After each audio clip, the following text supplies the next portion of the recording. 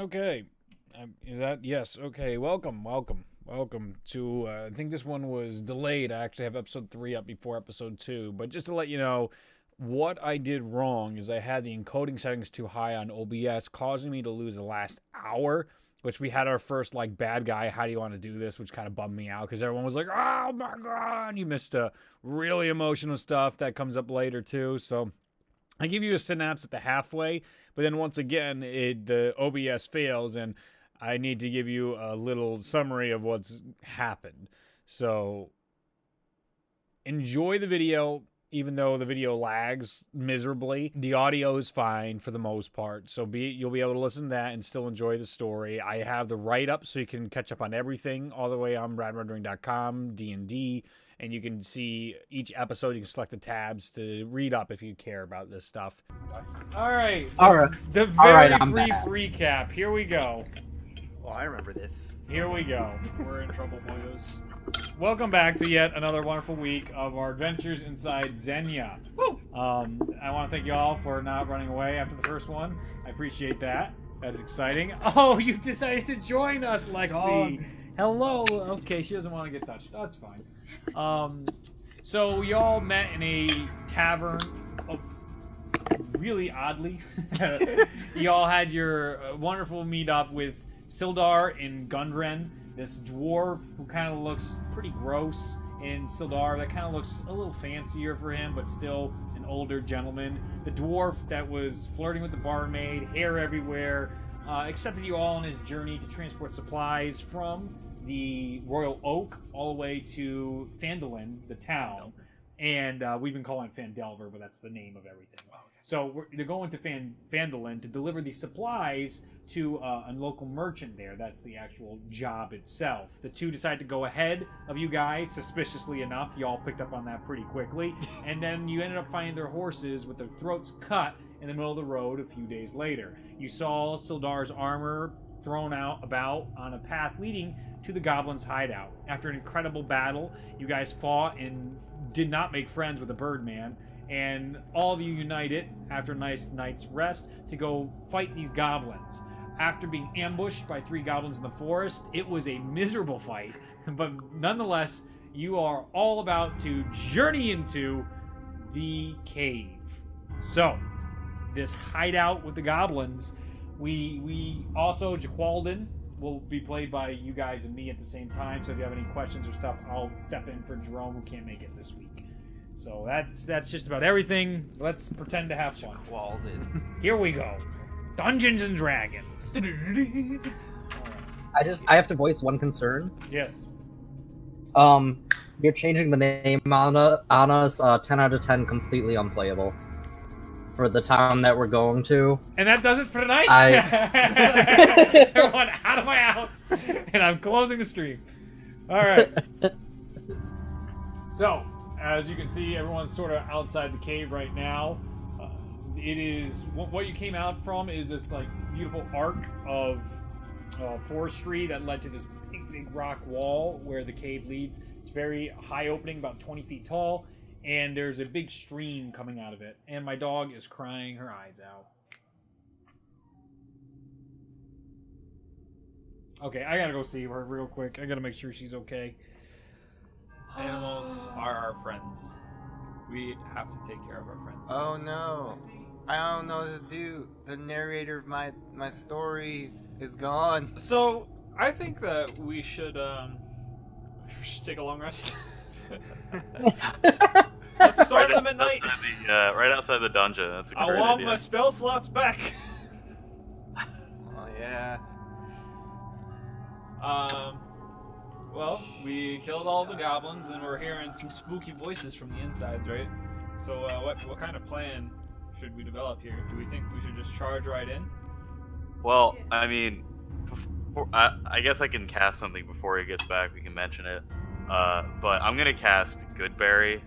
Let me see what that does real quick before he gets back. Oh, he's coming back. Okay. He's coming back. Quick. Alright, so it gives me 10 berries. Ooh. And it can give you each one, and each berry heals 1 hit point. Oh, cool. Alright, so Reed, Yes. DM. Yes, that's me. I'm gonna cast Goodberry. Okay. Okay. We just killed all those goblins, right? And Yes. we're looking at this cave, right? Yep. So unnamed Birdman is going to cast Goodberry, Okay. and he's gonna come down to the other adventurers, and he's gonna say, "All of you take one of these," and he's gonna pass them out. There's 6 people other than myself, right? Yep. All right, yeah. So each of you gets 1. Ulazal, you get 2. I'm good. I'm at max HP. Yeah. Don't use it yet. Oh, okay. Well, you can use it if you want, Alright, so I just... but just hold on to it. It's the way a Goodberry works. Do you know how a Goodberry works, Reed?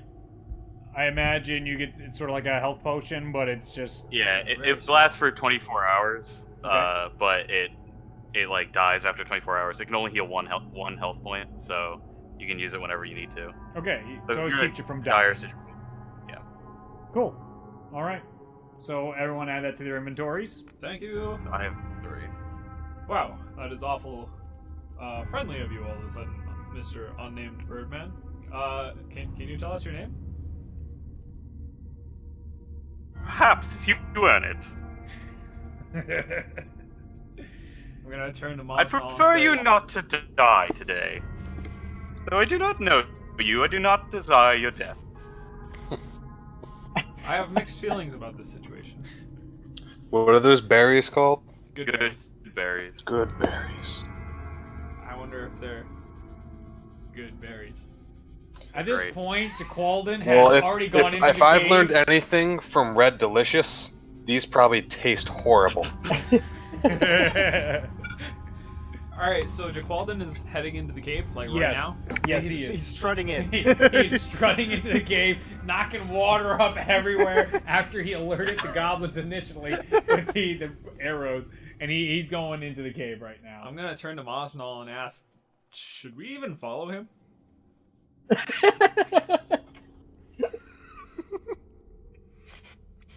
Are you We gonna should st- help him before he kills himself. Yeah, you're probably right. But So- should we really? I don't think we should talk about this anymore. He's gonna get himself killed. You hear some barking as echoing throughout the All right. cave at this point. I'm going in. We're going in. All right, I guess we're going in. so let me adjust the map. In we go. Sorry. All right, so our boy, where's our boy? Our boy Jaqualdin, lead the way. What's your marching order? I followed first, so I'm next. Sure did. You're behind him. I'll go in after. Because someone can't seem to roll higher than a 10. Yep. And they were back. Is that in reference to me? Yes. I don't know. Is it?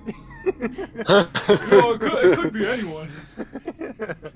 So let's see. Who, as you enter the cave, it's really the stream is taking up a large portion of the area. You hear plenty of echoes, but it's being almost deafening sound from all the water that's coming out, and you can hear that in the slight sound of barking just to the right of Jaqualdin, who is sending Bruce ahead, or attempting to send Bruce ahead, but Bruce is like, not going in there, not going in there, and he's just like, Bruce, come on, don't embarrass me in front of my friends, come on. I have a quick question. Is there any like glowing moss or anything around? No, it is Is it getting pitch black? more and more pitch black. It's Okay. not quite night vision black, but you don't have night vision, right? No, yeah. And does everyone else have night vision Pretty sure besides it's Ryan? pretty I don't. Yeah. I don't. There's Oh, 2 you people without night vision. I'm one of them. You, Zach And doesn't have it. I don't have Luke it doesn't, either. and Luke doesn't have it. Okay, so Yeah. you 3 don't have night Oh, vision. you don't have it Or either. dark So vision. it's dark right now. It's almost dark. You really can't see well. if anyone has I'm any gonna kind of I'm gonna stuff light a that glows, torch. I can cast light. I'm lighting a torch. You have a torch? Oh, yeah. I think I Yeah. have a torch too. Yeah, I come to think of it. All right. Well, you burn your torch when you set that up, and Yes, I do. what that reveals Yeah, I have a is torch. I have 5 torches actually. Ooh. I don't have any torches. There's a torch and an explorer's pack. yes. Yes.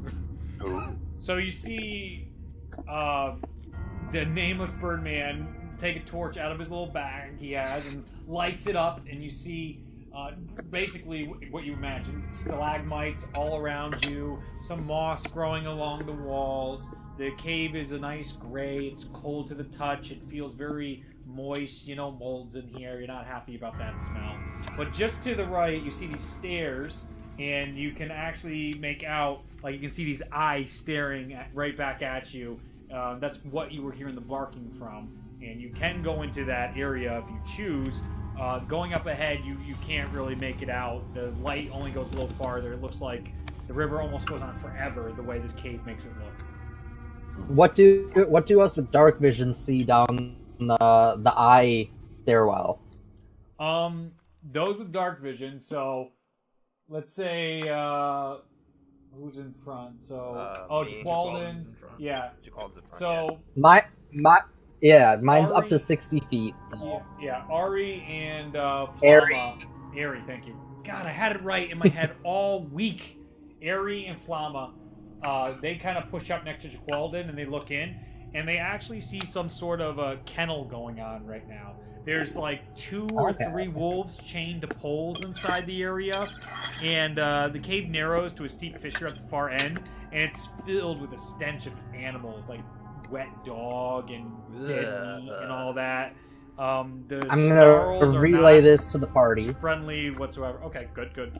And each wolf's chain leads to an iron rod driven into the base of a stalagmite. So they're kind of like forced into the back there.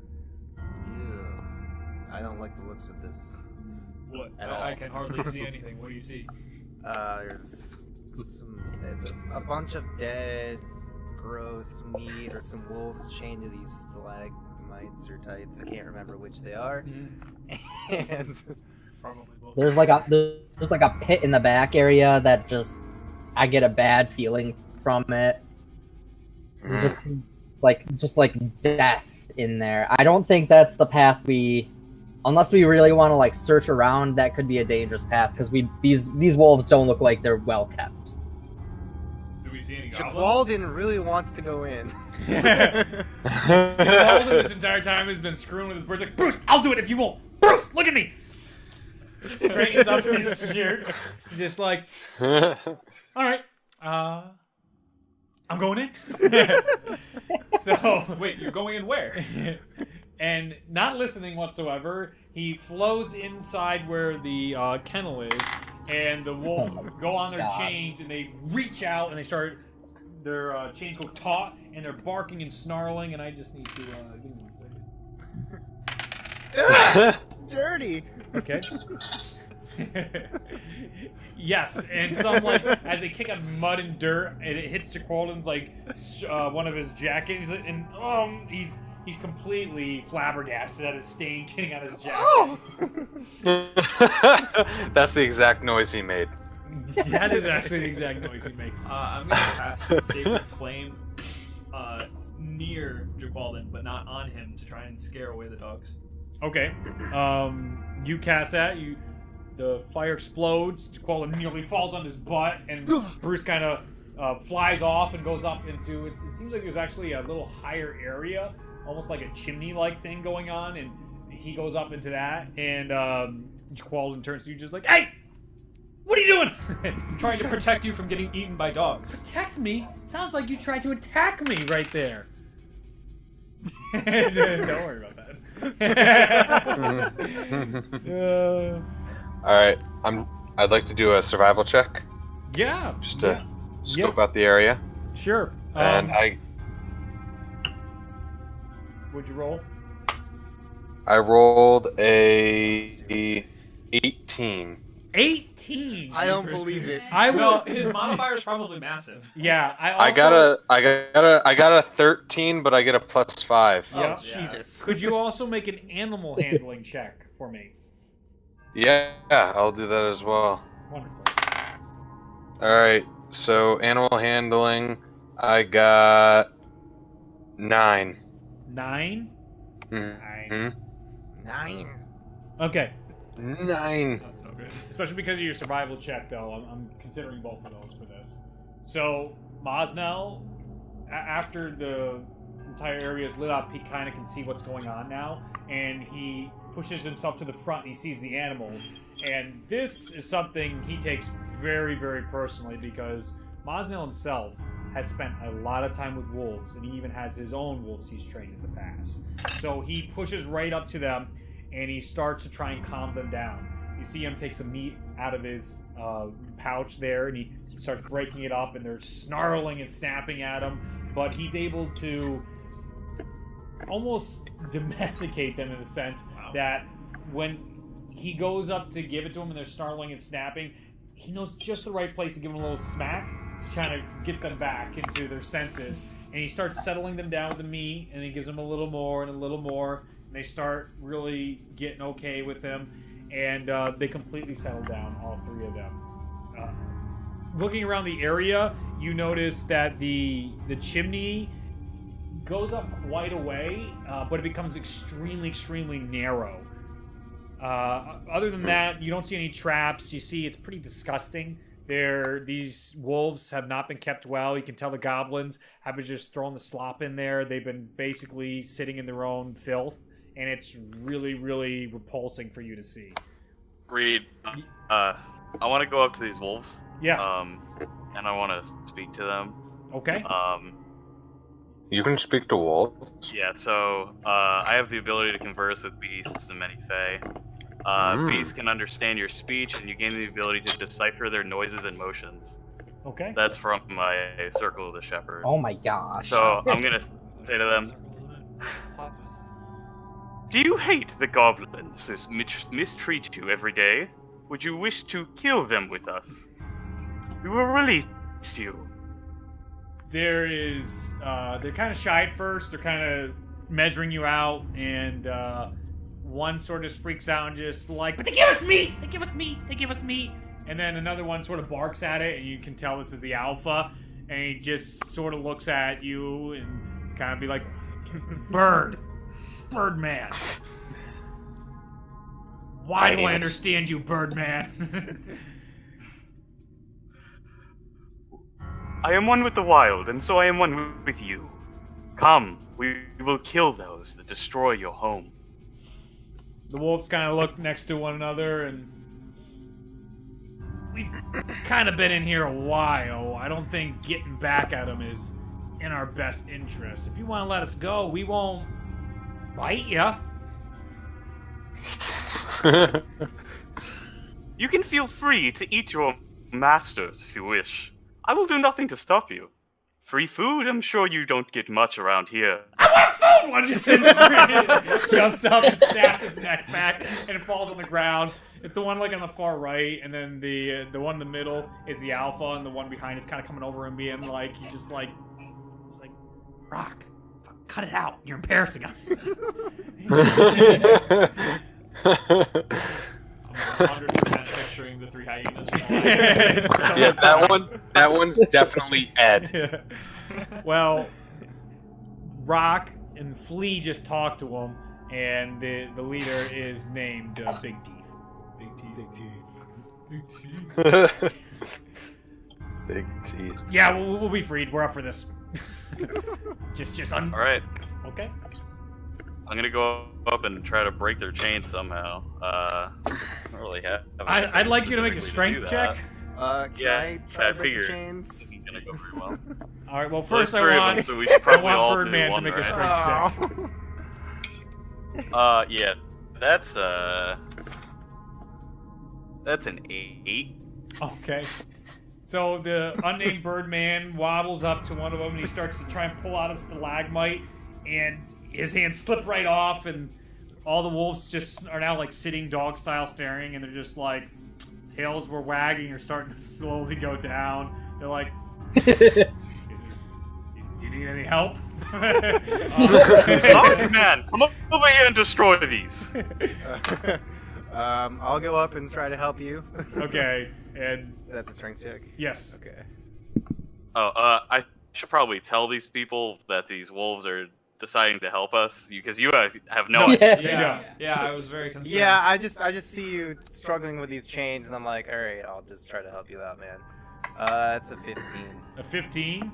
Yeah. Whoa. You come Well, I over rolled to a 10, but it's plus 5 bonus. You go up and you pull out the first one. It comes right out, and you take out alphas or long teats, big teats, and Big tooth. it comes out. It's stalagmite, falls to the ground. The chain's still stuck around his neck though, and he doesn't even flinch. It's still moving, but it's on the ground, and kind of looks up and is eyeballing you now. There's 2 more that you can do. So I would like you to roll 1 more time. So if I have it correct, 60. we're in 60. this room, and then it's just one hall, like pathway forward, correct? If we leave this room.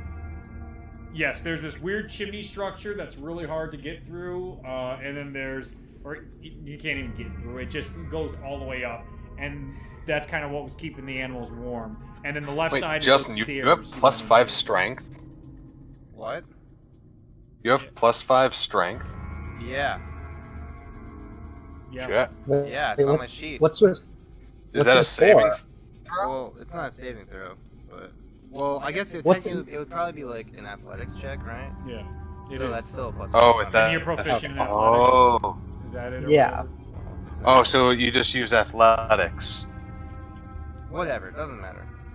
Well, it does, but Alright. Is it I don't know. Whatever. No, I don't know what you're asking me to check it on. Okay, Do you want me to check it on my strength, or do you want me to check it on something else? I asked your strength. I believe you. The rolls are fine. We're Okay. good. I don't really Well- want to get too tied up in this. You pull off both of those. Like with the bigger Alright, 16, you cool. do a double arm thing. Double and arm thing. boom, they come out. They're free. All of them on the ground. And you just kind of see Miles now, just like, I couldn't see that. Don't ask me. Thank you for helping us with the wolves, Maznal and Birdman. I'm gonna walk up to the wolves and give them some of the meat that was on the cart that I took. Sure. Yep, that's fine. They are very friendly to you. One of them starts like trying to climb up you, and he's just like, "Is there more?" And yeah, There will be more later if you help us, my friend. he has no idea what you just said. He continues. Said that you feed you more later. Then he looks over to the bird. He's like, I like this. This so is a the good wolves arrangement we go have. down, and I'm actually. Guys, we have wolf friends. Yes. Great. Wolf friend. Yes. We're gonna Love eat it. up those goblins. I'm gonna say. Mosnell takes his axe and smashes the remaining chains around the necks of the wolves, and they're all free. And you guys now have 3 wolf companions. Wolf friend. How long are they gonna last, guys? Send them out. Hey, this is their vengeance quest. Um, Let's let them have it. As Jaqualden, can I have Bruce check out this chimney? You bet you can. Heck yeah. Over there. You're there, there, and then you two are kind of like flanking the stairs there. All right, so we should head back to the main path and continue I on. agree. Well, Jaqualden is making a check with his hawk right now, so give me a second. I would Is he like. going up the chimney? Yeah. Okay. It's too narrow for you, but the hawk can make it. Fire lit. That makes No, it's Okay. kind of like smoldering. Okay. All right, I would like you. Jaqualden? Yes, Jaqualden. I would like you to make a. What's going on? I stepped out for a second. It's a 4, so whatever that means. for Okay, Jaqualden. yeah. Well, what is his perception? Do I have a sheet? I don't know. I am not Jaqualden. Unnamed Birdman. Plus 18.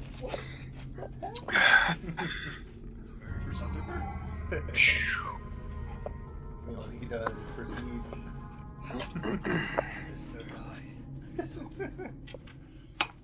That's not what All right. Well, I'm gonna pretend even if he has a modifier, it's not gonna be high enough. So the hawk kind of goes up the chimney and smashes into a stalagmite and falls right down. Right, and Jaqualden's like, oh, Bruce! He's gathering Bruce up in this shameful manner as he's just coming here, got stains. His hawk's like crippled a little bit. It's fine. It's gonna bounce back, but they're just this bundle of like, not my greatest moments. All right. So, you all now you wanted to file out and go back into the passage? Yeah, let's go. Yes. Oh, You said there was a yeah, sure. staircase? Yeah, back. The one you came in. Okay, yeah, let's go back. All right. So you go back. I feel Yep. like the leader of the party should be someone with perception at this point. 'Cause it's not so much survival anymore. I'm gonna go up with the alpha, big teeth, and I'm gonna stand in front of everybody else with him, and I'm gonna say to him, do you know which way to find the rest of the goblins? Big Teeth looks. He starts sniffing. Oh, he's gonna track him.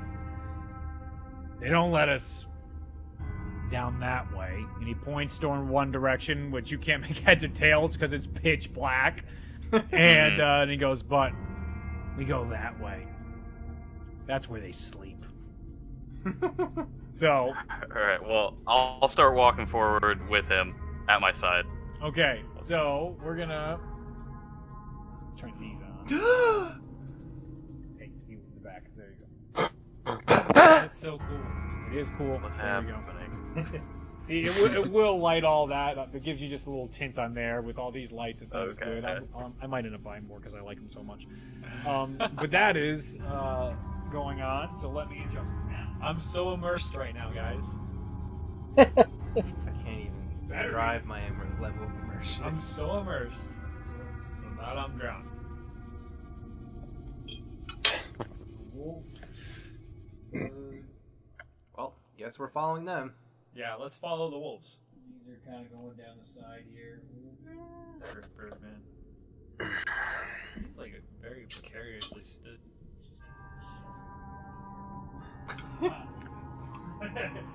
Quietly with her cloak, hardly making a sound, dipping in and out.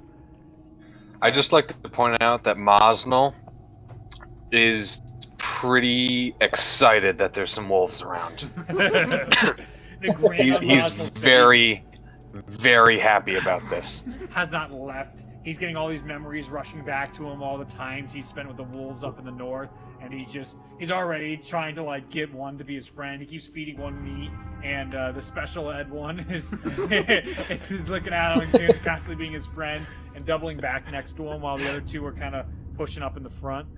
I need Yes, up. I need Birdman to make a stealth check. Perception? What's that? Yeah, passive perception. That'll work too. Just passive perception? It's 16. 16. Yeah. As you guys, oh no, not my T20. No, I got one. That's so much easier. Didn't even have to roll. As you're leading, the wolf is leading you. You stop because you hear some movement up ahead. You can't make out anything, but the wolf turns to you and goes, "What's the matter?" And you hear noises and you push the whole group to do a stop. I'm gonna go up next to them, sneakily, Yes. with my dark vision to Make see what's a going on. stealth check for me. Just make a roll. Oh boy, that's a 7. That's a 7. Oh yeah. Oh, boy. Oh, jeez. But you have. We're starting early this time.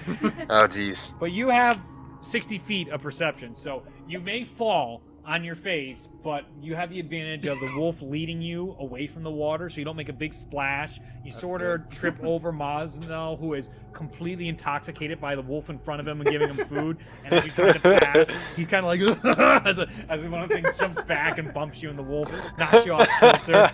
So you recover, not gracefully, but you get to there, and you see in dark vision. Ahead of you there's a bridge, and there's all this water coming down, and there's like a fork in the road, and you can see off there's actually a goblin standing up at the bridge, just looking around, having a day. You guys are already making your way, like the wolf is halfway down the left path here, and so is Nameless Birdman following behind him. But just as he got past where the goblin could see him, he heard the goblin making noise. So Okay. And so Goblin hasn't seen anybody yet. Goblin hasn't seen anyone, but Birdman's like sort of with the wolf, not with everyone else. Yes, they're sort of getting ahead, but he just stopped the wolf right now, and the wolf is... Big Teeth, his patience is thinning. Okay. The goblin's kind of yawning and like picking his belly button. He doesn't really know where he is. He's got this like skull thing on his head. He's kind of like playing with it. It hops up and down in his head. Is there lint in his belly button? Can I make my way to Birdman and Company without being seen, or no? At this point, you're terrified of making another mess of things, and you're Okay. lucky that you didn't alert him as it is. All right, I'll just let everyone know. Or I'll just let Ari know. Okay. Like I'll make my way back to where Ari is in the party. Slip around everyone. And whisper, "Hey, there's a goblin up there." I missed out on that. What was it? I said, "Hey, there's a goblin up there." Okay. It looks like he's very preoccupied, and we might be able to sneak up on him or sneak our whole way past. Can I hear this? I'm just whispering to Ari. I'm trying to be you can't stealthy hear about this. Yep. No one else hears this. I'm gonna say, is he up on top of something we can't get to easily? No, not at all. Yeah, you have no idea. You couldn't even climb. It's not even like handholds or anything to get up there where he is on the bridge. And it's about, I think it's 20 feet long down, and then it's another like 30 feet high. So he's got the good old hypotenuse on you right there. Do Good that. old hypotenuse. A squared plus B squared equals C squared to figure out He's where high that's on at. hot news right now. Can I try? wish I was high on pot news. Can I try and sneak up a little bit closer than they got and try and scout a little bit better? 100%. Make a stealth check. Ooh. Let's see. Just a heads up, Mosnell is not super stealthy. I got a 22 on my stealth. Okay. Wow. As you, at the back of the pack, hear this information, you're immediately interested and want to find out more, and you basically disappear in the darkness, even though everyone has dark vision. They don't even hear your footsteps as you disappear into the mist. People actually are a little startled because they don't know, do we go find him? Did he just blink out of existence?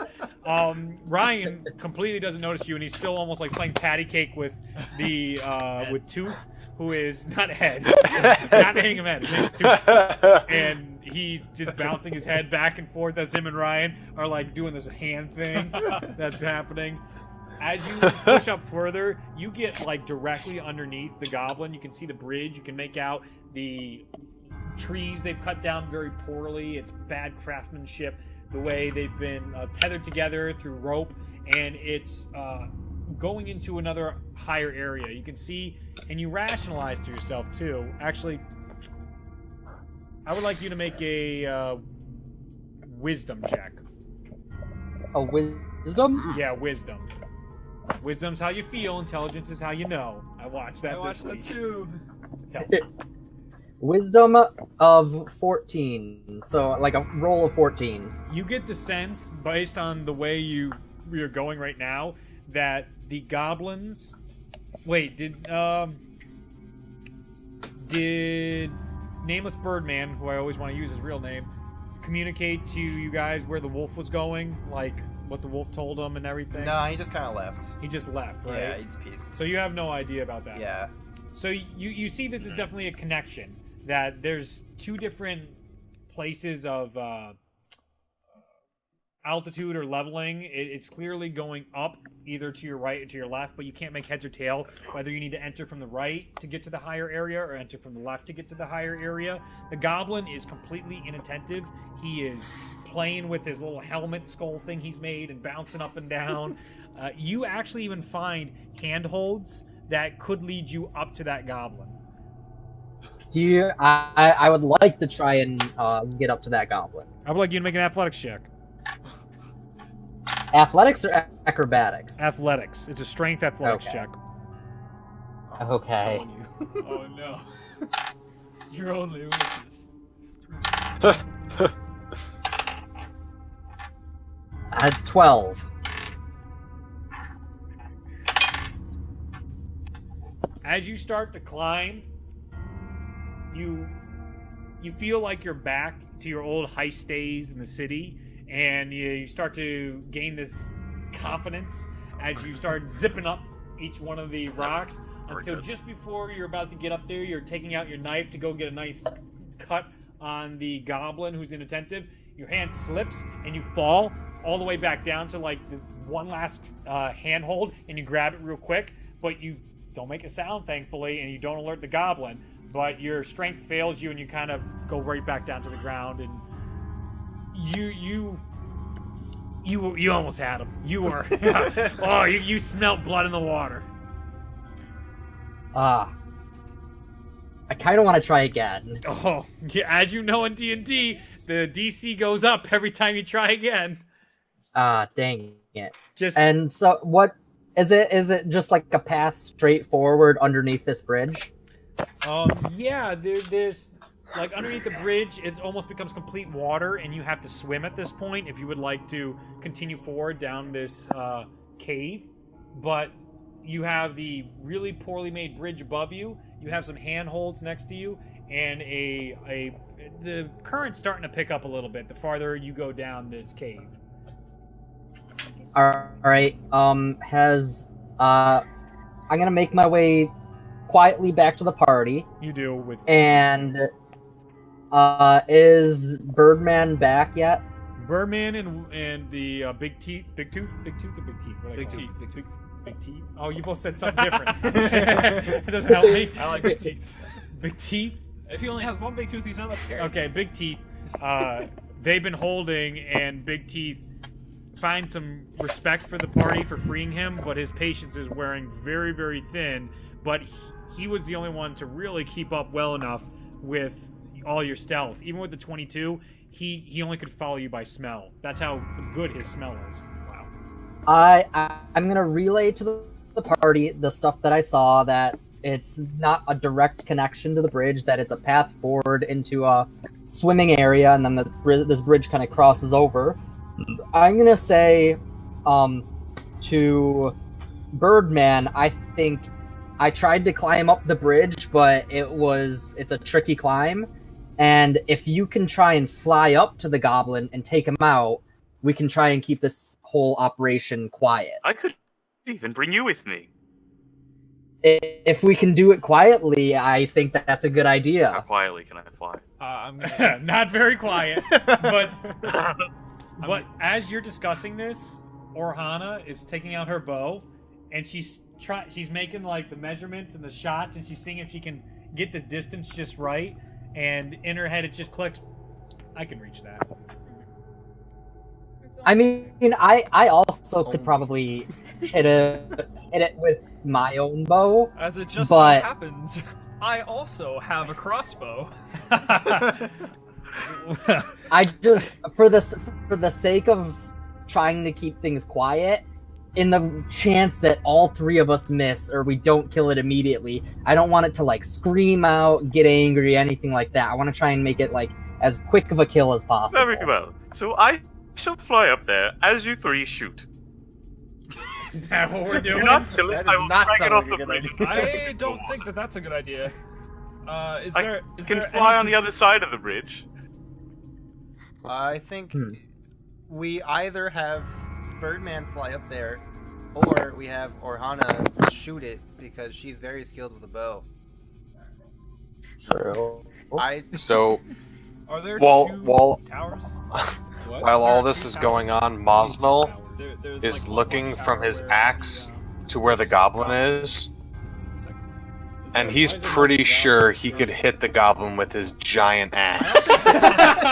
Jesus. I don't think you guys can see that, like, There's, right? like- But It's like a but ravine, hang on. water But coming he through, decides one that ridge and there one is a valley. chance he would miss, and he really likes this axe, and he doesn't want to lose it, so he decides not to even say anything about it. So you How about see, that? as he got distracted from his dog a little bit, as you were all discussing whether or not you could hit it, he takes out his axe, and you see Mosnell starting to make like tossing motions, trying to see if he can measure it up.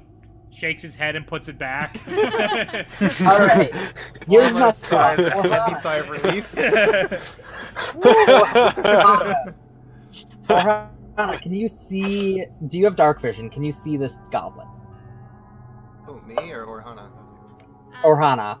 I have dark vision 60 feet, so I actually know he's too far away because he is like 20 and then 30, right? He was, yeah, so that was like, it was 20 feet there and then 30 feet up, so that's 100 feet that way. Did you do that?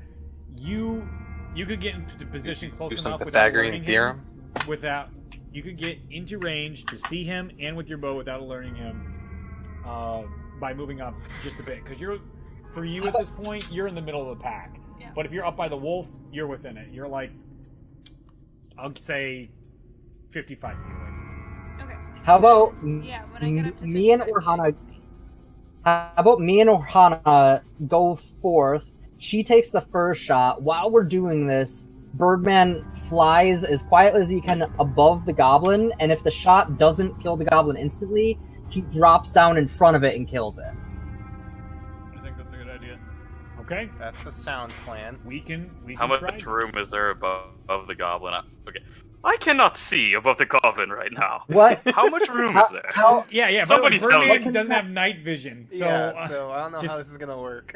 Oh, Dark vision. okay. Then,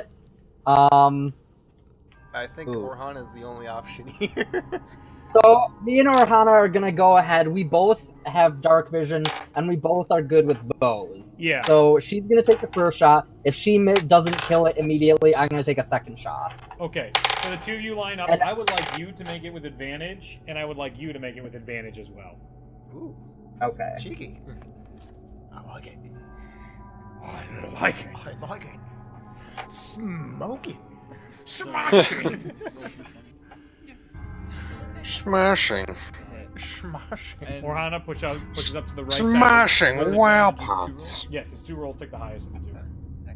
So you can roll again. After they And shoot, whatever proficiency, she should be. whatever the proficient with whatever the case is, I'm gonna follow their arrows. So 7 plus 6 is 13. 13. Okay, so Make sure the deed is done. Yeah. I'm pretty sure that's the goblin armor. okay, and then Orhana, she leans at the fork in the road.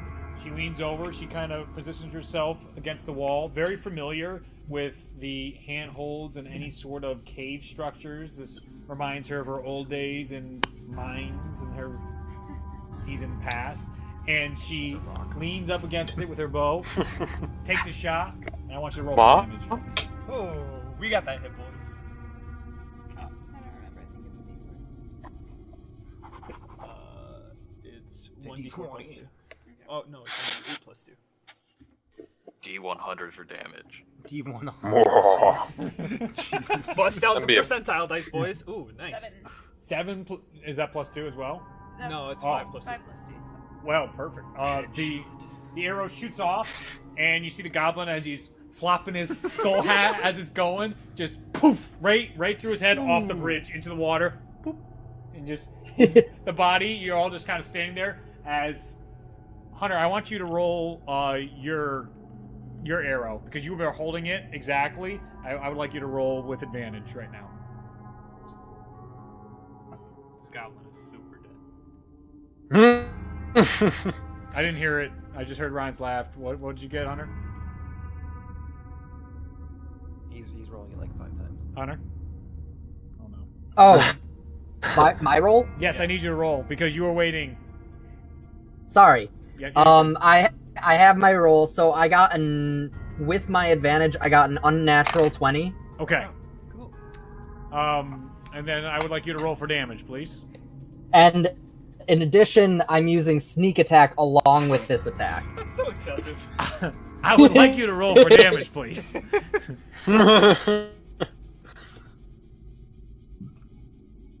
Seems fair. So I got a 7. A 7. Someone else just Okay. got 7.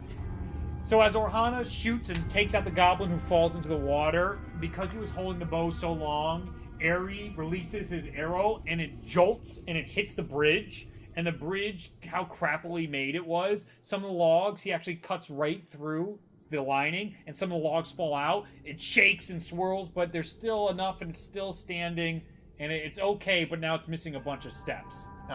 And and as those logs fall into the water too, the goblin body finally pulls up, and Orhana gives it with the bottom of her bow like a kick down, so it keeps going all the way down to the through the little river that's going on Grab here. your arrow. Yeah. Oh yeah, definitely. As that's going, picks up the arrow. It's beautifully cleans that off using the dirt, wiping off the blood. It hardly gets past the group where the other wolf has now circled back. Not the Not Big Tooth. Or no. Big Teeth is at the front. Right. I already forgot. There's Flea. Flea, and then what was the other one? Just Tooth. Tooth. Fine, Ed. Ed, he can be Ed. It works better that way. Everyone's Ed. visualizing Ed. So Tooth has circled around and grabs the goblin and drags it off, and he's kind of behind the body. So Party now. he's occupied. Yes. He's Is he eating it? He's eating it. he's making sure it's dead. He's eating it. Definitely eating it. Okay, so nice job. Yeah. So now you guys work, are at team. the corner, and the wolf has already taken off going forward. And do So, yeah. Big Teeth took off, is what you're saying? Yeah, Big Teeth took off forward deeper into the cavern. Alright, I'm gonna follow. I'd say we follow Big Tooth. Yeah, let's Big follow Teeth. Yep. Big teeth.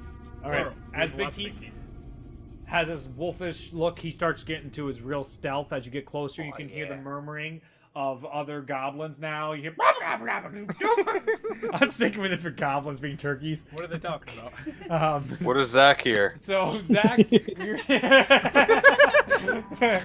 you don't know, because Zach hears it. Are you asking Zach? Ulazal. Ulazal? So what are you hearing? Are you turning to Zach and asking him, what do you hear? Yes. Ryan? Yes. Who is this guy? So, Ulazal turns over... No. Mosnell turns to Ulazal and goes, Do you know what they're saying? And he kind of pushes Ulazal up to the front so he can get a good listen, as the wolf has now gone into a rock onto the left side, flanking, and Birdman is slowly following behind him. Ulazal starts listening to the conversation, and all he hears is the awful muck of goblins. His blood begins to boil, and he turns to Mosnell, garbage, trash. They're not. It's just They're not nothing of talking use. about anything. They're just being goblins. So, I need How did you learn how to speak? Goblin? Birdman to roll a something. Give me a second. How'd you learn how to speak Goblin? That's a long story. I can tell you about it later. I feel like we're pretty occupied right now. Great time for story development.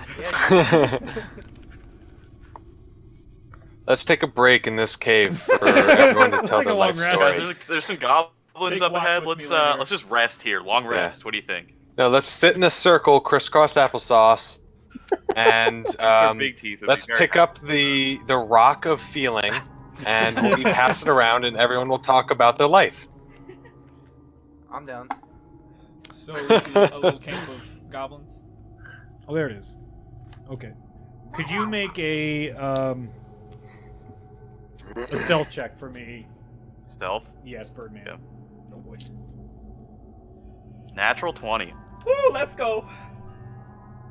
Wow. Big Teeth turns back to you as you're about to step forward, and he gives you a snuff, and you quickly lock eyes with him, and then you start following in his paces as he starts circling the cave. As everyone starts filing in, I'm using his stealth as well to affect the party, because you're all taking the lead of Birdman.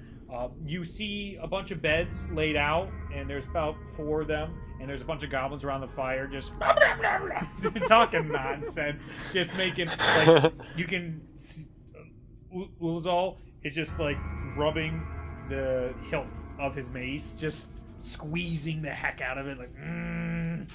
Are there are 4 beds? Are there any goblins in the beds? There's 4 goblins. There's 4 beds, and there's a little campfire, and the goblins are sitting on like little logs There are all 4. around it. There's 4 of them, but the wolf keeps pushing forward, and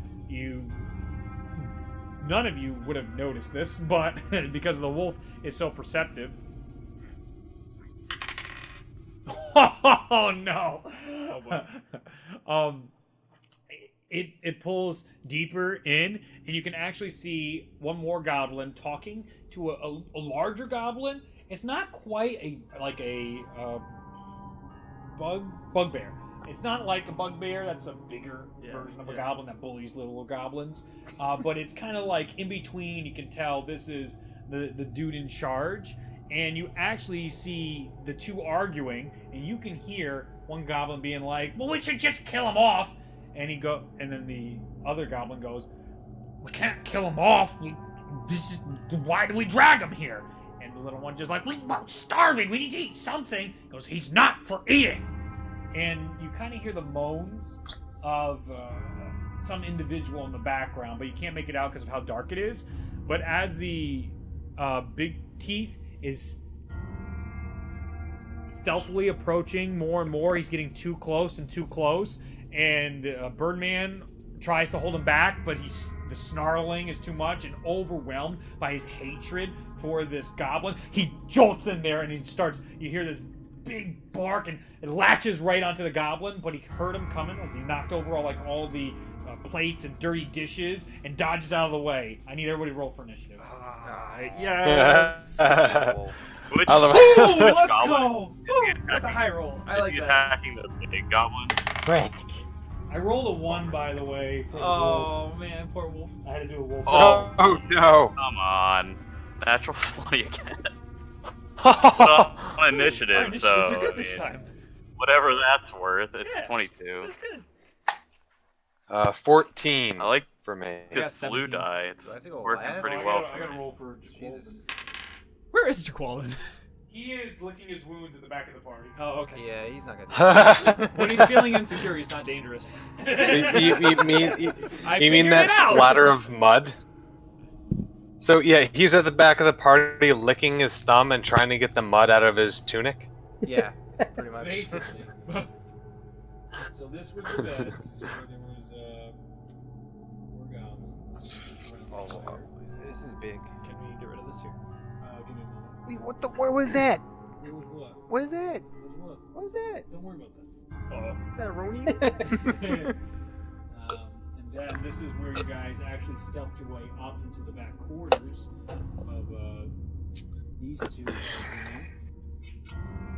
We stealth our way in there? Yo, we're so stealthy. Yeah, yes, stealth. Where's Big Tooth? Big Teeth. Big teeth. Big Teeth is over here. We have. Is that the big one? Yes. Okay. We have.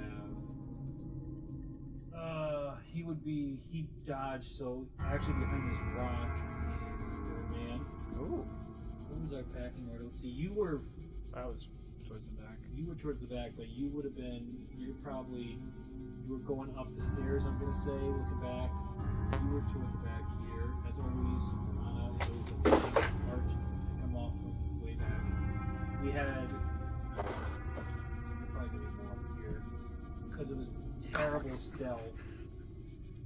Mosno was probably flanking at the back with. My stealth actually isn't that bad. I was exaggerating. Oh, you were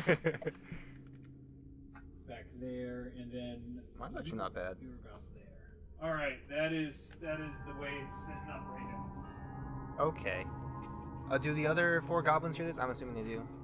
Yes, they're all alerted, and I gotta roll for stealth or roll their initiative as well. But I need to. We're all like, stupid wolf.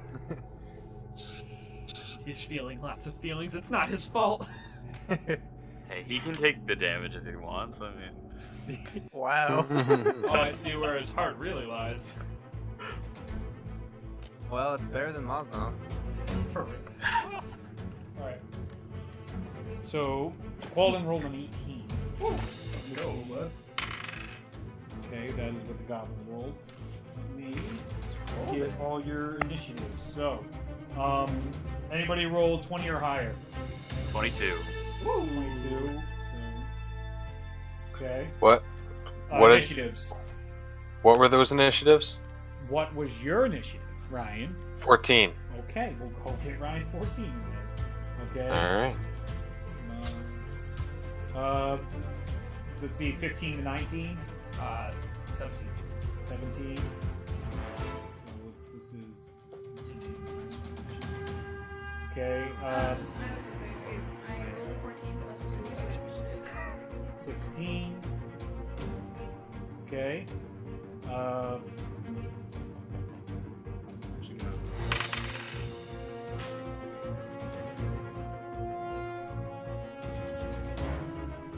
So 10 to 15. Anybody? 12. 12. That is 1, 2, 3, 4, 5, 6. So I'm missing. Ari, what's yours? Bringing up the back of the initiative with a 9 again. Attaboy. Me also.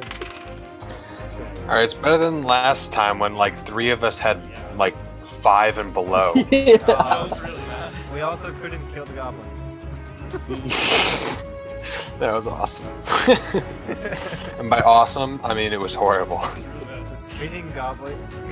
Died of blood loss. that was Reed's pity. It died of Reed's pity. Not true. Not true. I'm not active in this universe. This is a story. There is no pity from an omnipotent god. Okay, so actually, well, anyway, that probably is okay. So you're now inside the goblin's den. Oh boy. I would like a little description here. The large cave is divided in half by a 10-foot high encarpment. A steep natural staircase leads from the lower portion to the upper ledge. The air is hazy with the smoke of cooking fire and pungent from the smell of poorly cured hides and unwashed goblins. Gross. I hate goblins. So, we have Birdman getting to go first. First of all, is it dark in here? Can I see? You can't see crap. Wait, there's a fire. There are campfires. The fire's down, though. It's at the lower end. See, if you look at the map. He went up with the wolf all the way up to where the leader and the other goblin is. So the you are going to leader's, be like, attacking with on- disadvantage. Is the leader like on a ledge right now?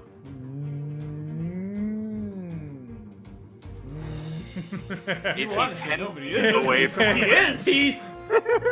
He's a. You can't make out how far he is from the ledge, but there is a ledge. Alright, I'm gonna fly to the edge of the ledge. Like, perpendicular to him. Okay. And I'm gonna cast Vine Whip at disadvantage. Give me disadvantage. Yeah. Yep. Keep him there, so he's on the opposite side of that guy. And that's going to be... What's my modifier? How do I find it on D&D Beyond? Well, it's Wisdom plus 2, right? So, 19. That was with disadvantage. The first roll was a 17, second roll was a 13. 13 plus 5 13 plus 6. plus 6? Jesus. Yeah, it's my Wisdom mod plus my proficiency bonus, so... That's good. Yeah. Plus 6. Well,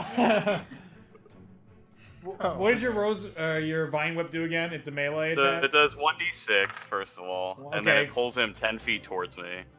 It pulls him 10 feet. So 1 towards you. damage. Alright, so... We know his Okay. plan. So you pull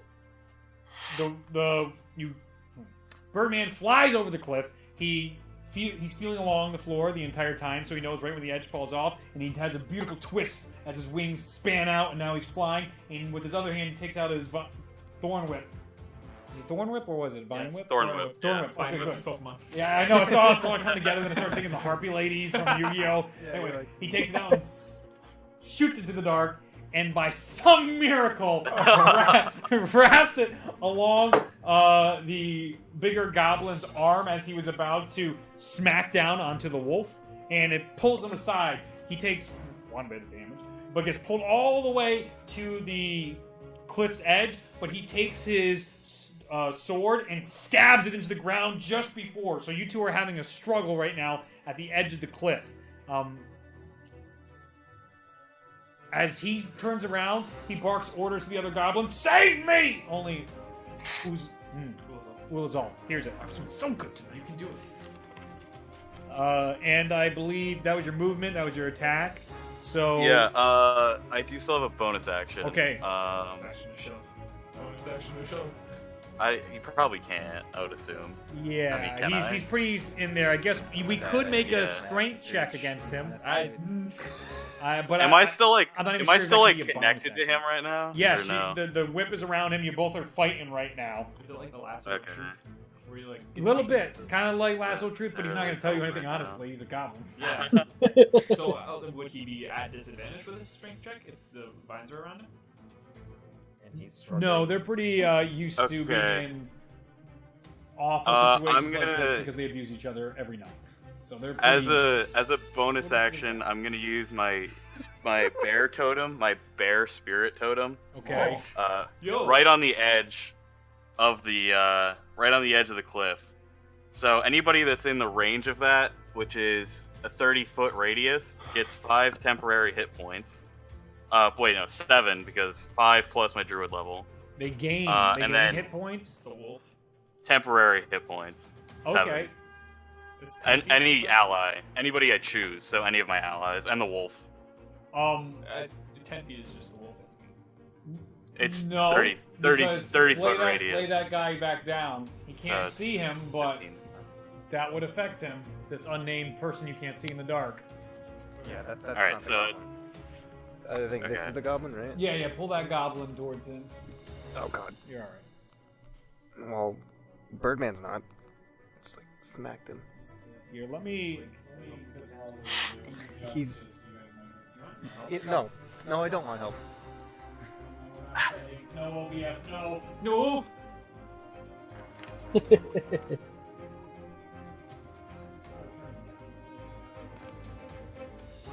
You should get a camera that's like right on the minis. There you go. Is there? Oh yeah. That's the 720p one. It's not the best. Oh yeah. It's a little bit better. There's more people want to send me money. Oh yeah. Hey! Well, I Hook can up with him start on Patreon. soon. Yeah, there we go. Start a Kickstarter. So anybody who's in that radius, that 30-foot radius, gets 7 temporary hit points. So that's myself, the wolf. You said it was the unnamed man, There's whatever. an unnamed Uh, person. other person. Yep. And then is anybody else in that radius in our party? No one's even close. But Okay. Damn. the goblin then- doesn't get healed. It's only allies. It's creatures he chooses. And Okay. then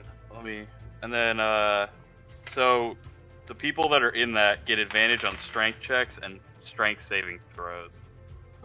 Nice. So myself, the wolf, and the other person. Well, That's great. that bear totem though. That's pretty cool. Yeah, I can only do that once per short rest, so Okay. that's spent. Well, I think that's gonna That's my end your turn. turn, right? Definitely. Okay.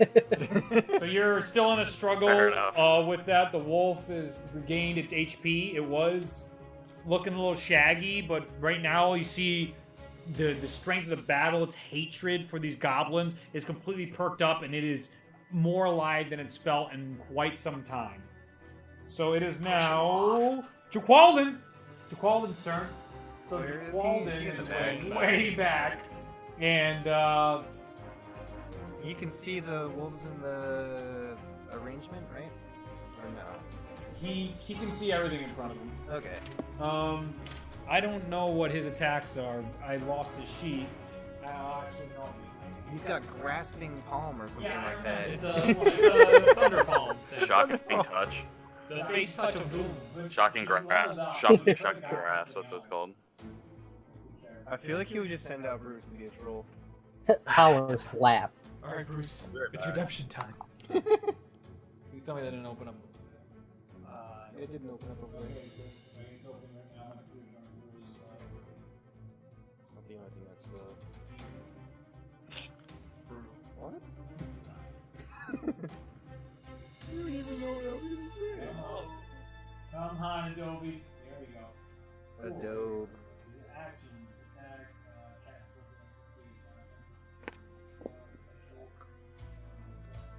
cast I need that. That's Why does he not have anything? What did you do, Jerome? Alright, so let's see. How many feet is that? How far away is he from the fire? Yeah. Yeah, he's nowhere close. Jaqualden's gonna let everyone do the work for him. He's gonna hold his action. He's gonna sit down. He's gonna tell Bruce. He's gonna look at Bruce and be like, "I got this." That's gonna end Jaqualden's turn.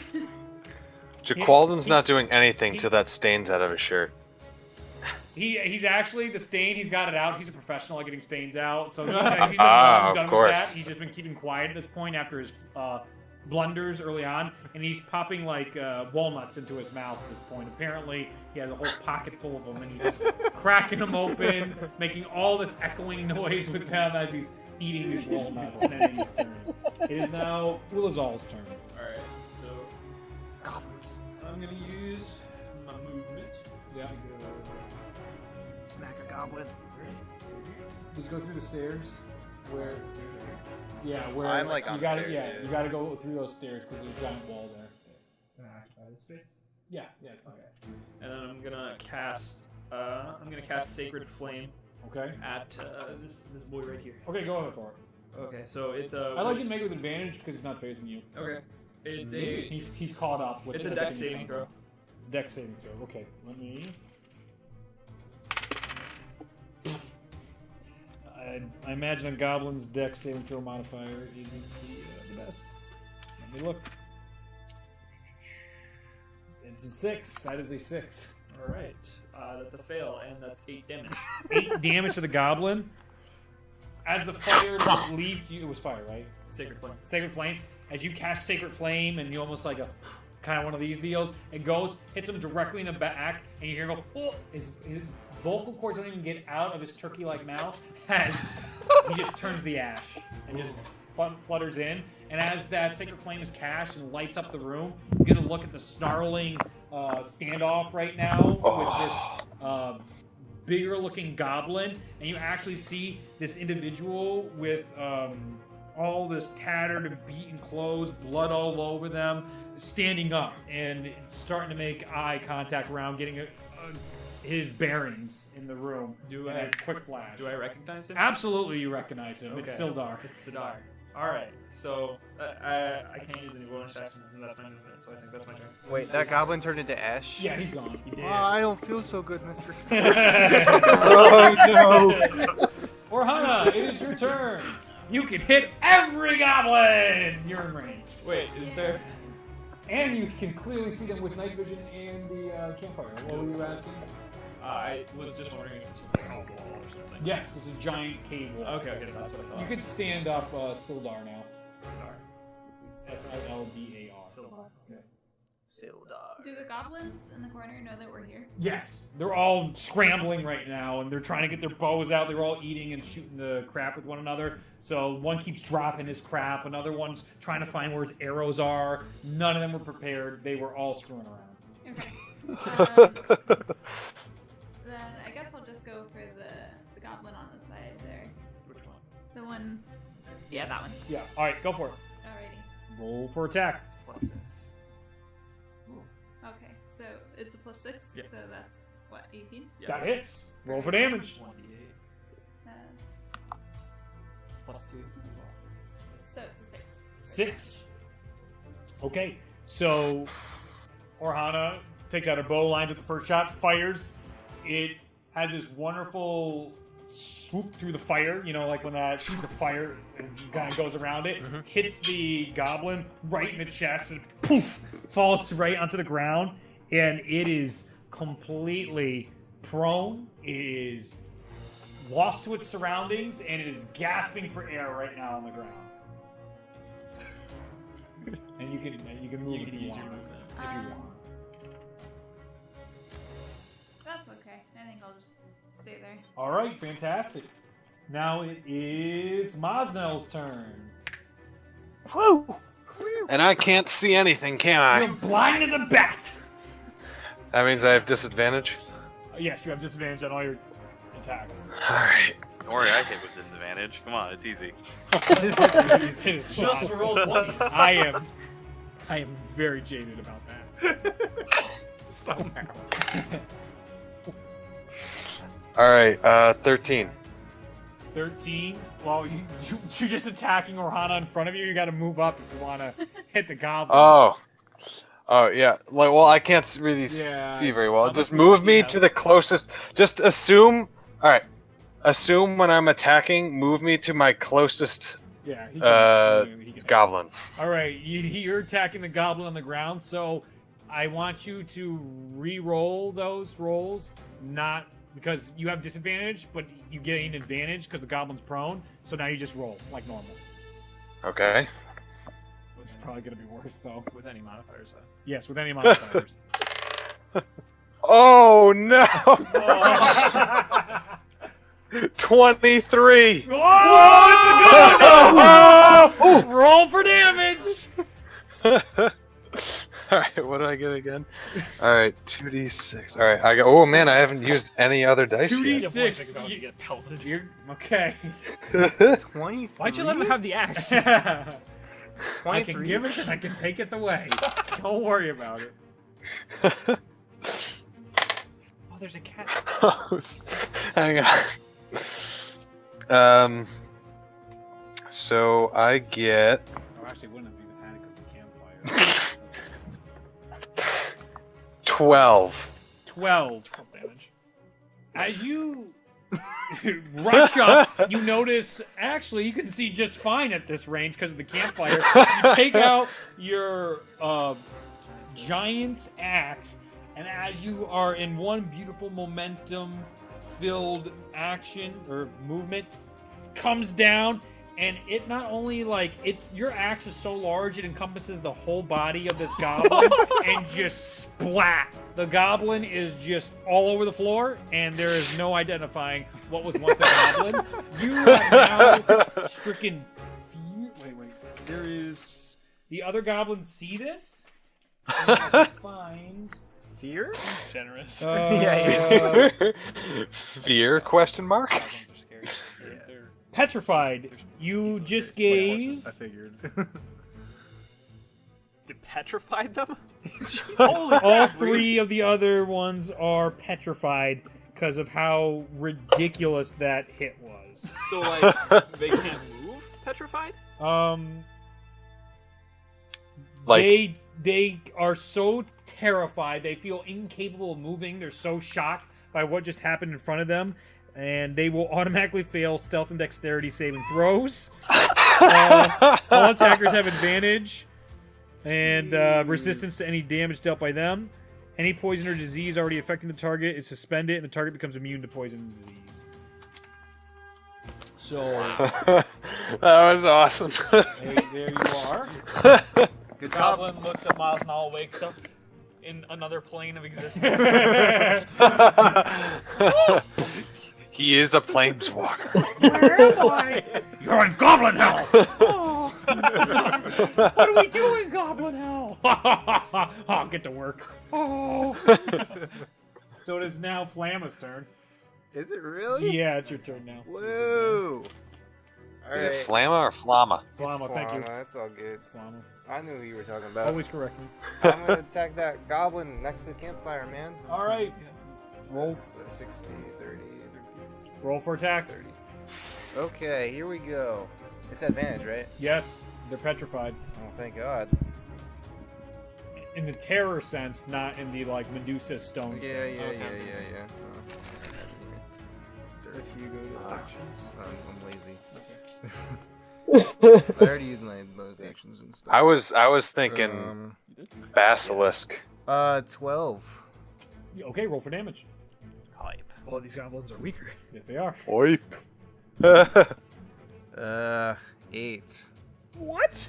It's Whoa. plus 5, dude. As I do the bonkers damage. goblin stares at Mosnell from smashing his friend, he turns only to see this wood elf just right in his face. Half elf. Half elf, thank you. Thank you. The wood elf's the You're other welcome. one. Yeah. Just give him a cut, and he falls in half, and he's gone. Sick. So that one's gone. So there's 2 left there. We're 3 for 3 right now, guys. Don't mess it up. It's a common theme. Characters apparently And it is- slicing everything in half. This is so much better than last time. And it is now the goblin's turn. The goblins have arrows. They're gonna take shots at Maz now. No, they're terrified. No, they're not going to shoot at him. They're going to shoot at Flamma, and they're going to take it out with disadvantage. So. Why me? Because you're not Mosmo. What's your? I know it, don't I? What do you want me to do? That hits. All right, so. See, they don't want to make Mosnell angry. Nope, they don't. And that is a. Oh yeah, they also get the. Where are you, little buddy? Yours is fat. Yeah, it's I have like a ton of stuff.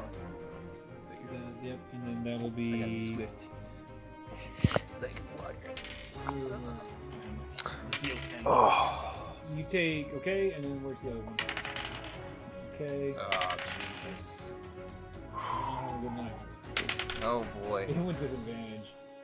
You take 10 points of Jesus piercing Christ. damage. That's half my health. Even though they also had disadvantage because you're at short range as well. Wow. That's ridiculous. Not my day. No. So the goblins, in their terror, make blind shots with their bows, and they end up landing just right onto Flamma, who was just too close. It was almost too close to miss at that point. Ow! I got you. And this will end the goblin's turn because they can't move. It is now Sildar's turn. Let's go, Sildar. Sildar wakes up and he can Sildar. hardly see Oh, man. anything in the darkness, but because of that flame, he can hear the struggle and he knows where it's going right now. So he is going to make a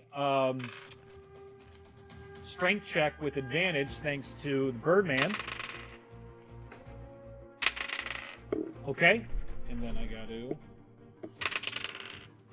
Birdman with that clutch utility.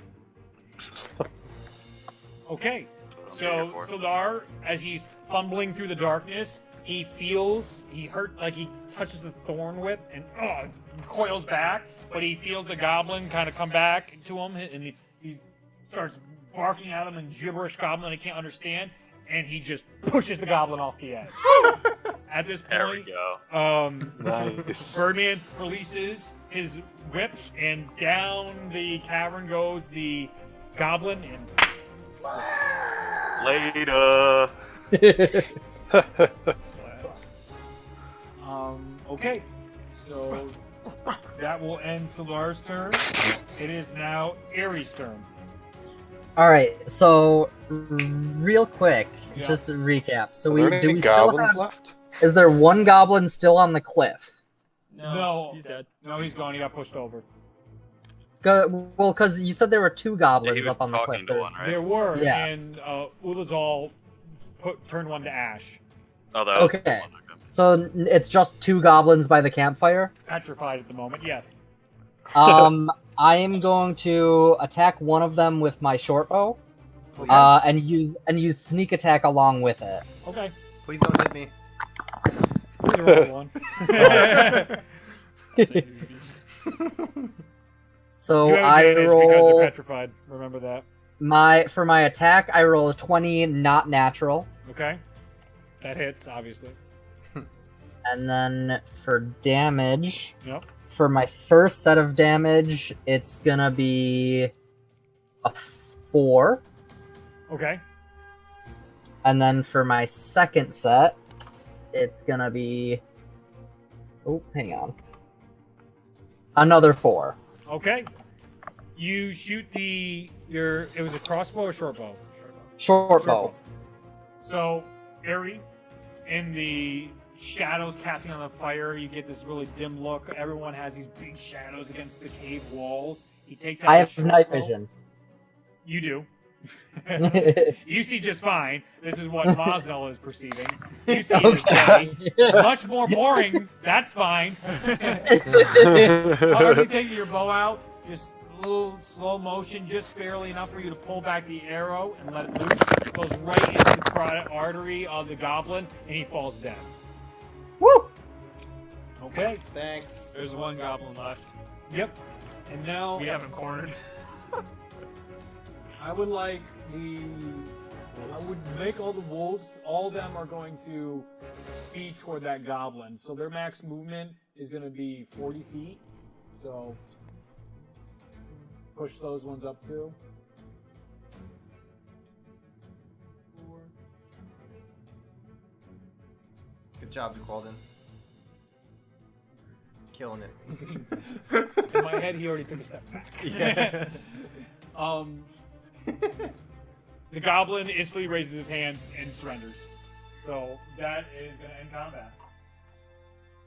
Let me choose music so we know we're out of combat. Yay! Ow.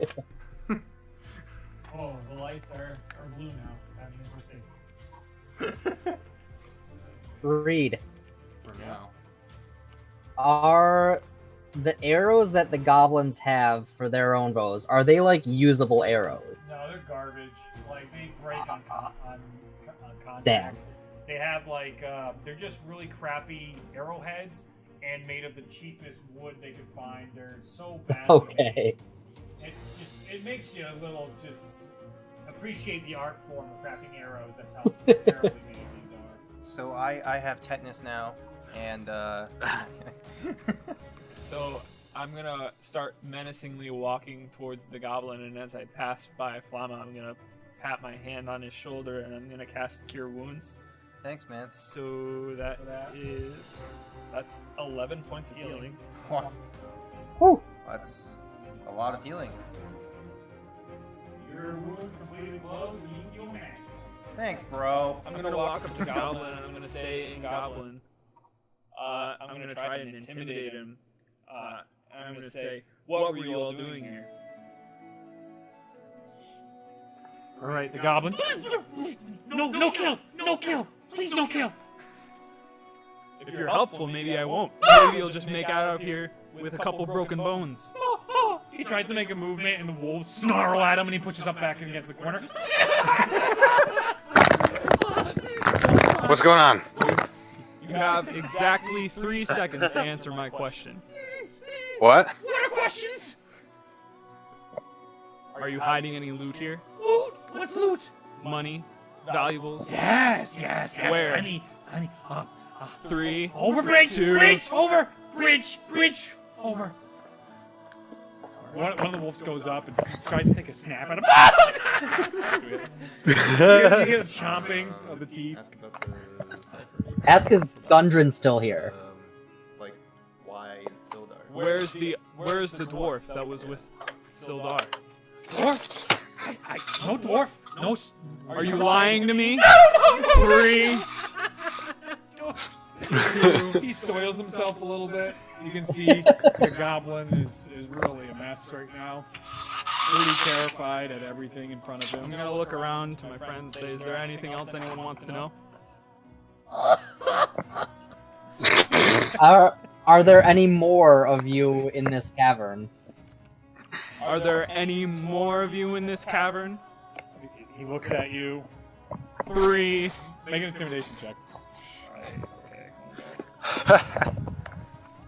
Yeesh.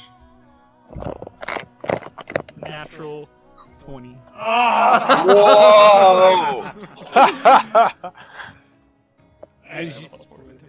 As you get really close to the goblin's face, 3, 2. He tells you way too much information. He starts showing you in Broken Goblin where he came from, where his family members are from, how he got caught up in all this, and that's sprinkled in between the real information where he goes, yes, yeah, bridge, over bridge, two areas, bunch goblins, bugbear. He's the worst! Bugbear, he beats us! I hate him, I should have stayed home! But Bugbear there... You could kill Bugbear! You should go kill... I don't know, you do what you want, but you could! I'm gonna say, thank you. You've been very helpful. Wait, And then I'm... ask him for navigation, directions around the cavern. How do we get to the bridge? How do we get to the... We already went to the bridge, didn't we? You guys went... You went up, the bridge was above you, and you went at that fork, remember? The bridge was here. You went around, and you've slowly been going up, and they're... Okay, so like the bridge is right here. Then. No, Right, it's no? It's up there. Okay. So you notice how in that room and see how there's a passageway going back. Yeah. You guys are pretty sure that the bridge is that. Also push Walden halfway down that up here. No, he's come up and now he's going down that area. He's just sort of going through and half listening, more interested in trying to find. As soon as he heard Lou, he started to look around. And he's actually going to make a perception check. Oh, no. Oh, give me a moment. Oh no. Oh no. Oh wow. Oh, Jaqualden, no. Jaqualden. Jaqualden. What are you doing? Oh.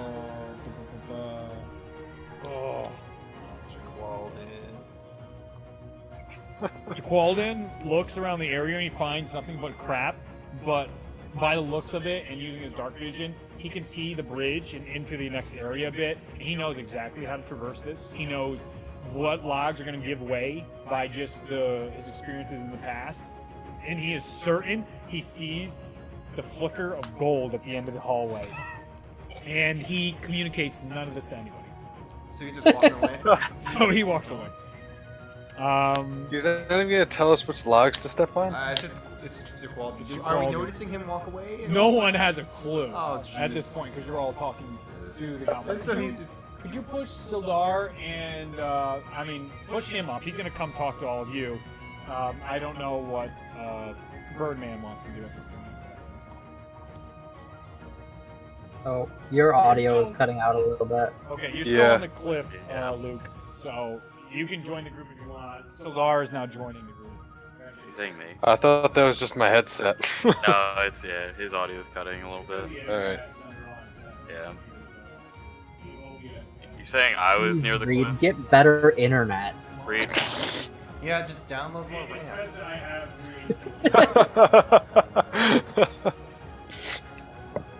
Just buy some more bandwidth. Just get a new internet. Just buy like 6 2080 Ti's, no problem.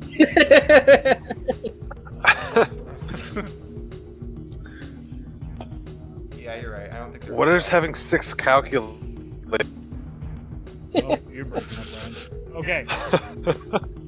So Sildar is making his way down the stairs, and all of his completely unarmed. His clothes are tattered and beaten. He's all ripped up. I imagine the spell, the temporary hit points. When does that wear off? I mean, it only applied to the.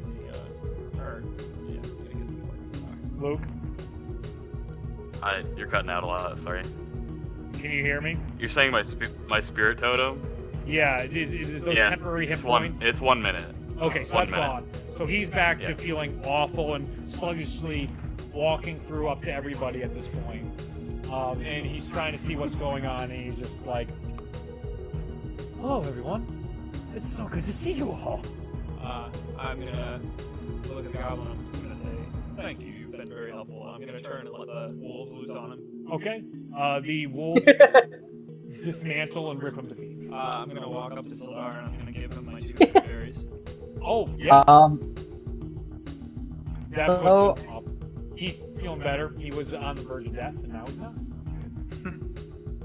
I want to question Sildar and ask him what happened when they left us. All right. I would like you to make an insight check.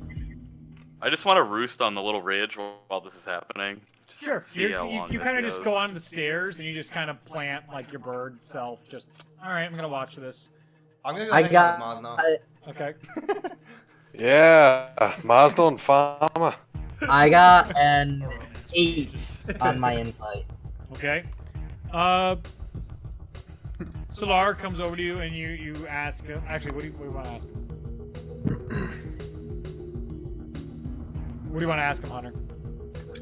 Oh, like I said, so tell us what happened after you and Gundren left our party ahead of time. Yes, of course. Oh, you all must be very tired. I can't thank you enough for saving me. It was terrible in here, but I digress. We scouted ahead because we heard rumors of something ambushing us, and we were correct. The goblins flanked us, and they hit us so quickly, and they dragged Gundren away. I don't think he's with me. I'm almost certain they separated us because there was plenty of room in that little area to torture many of us, but it was just me. I'm almost certain they took him off to the bigger place. They kept talking about the spider.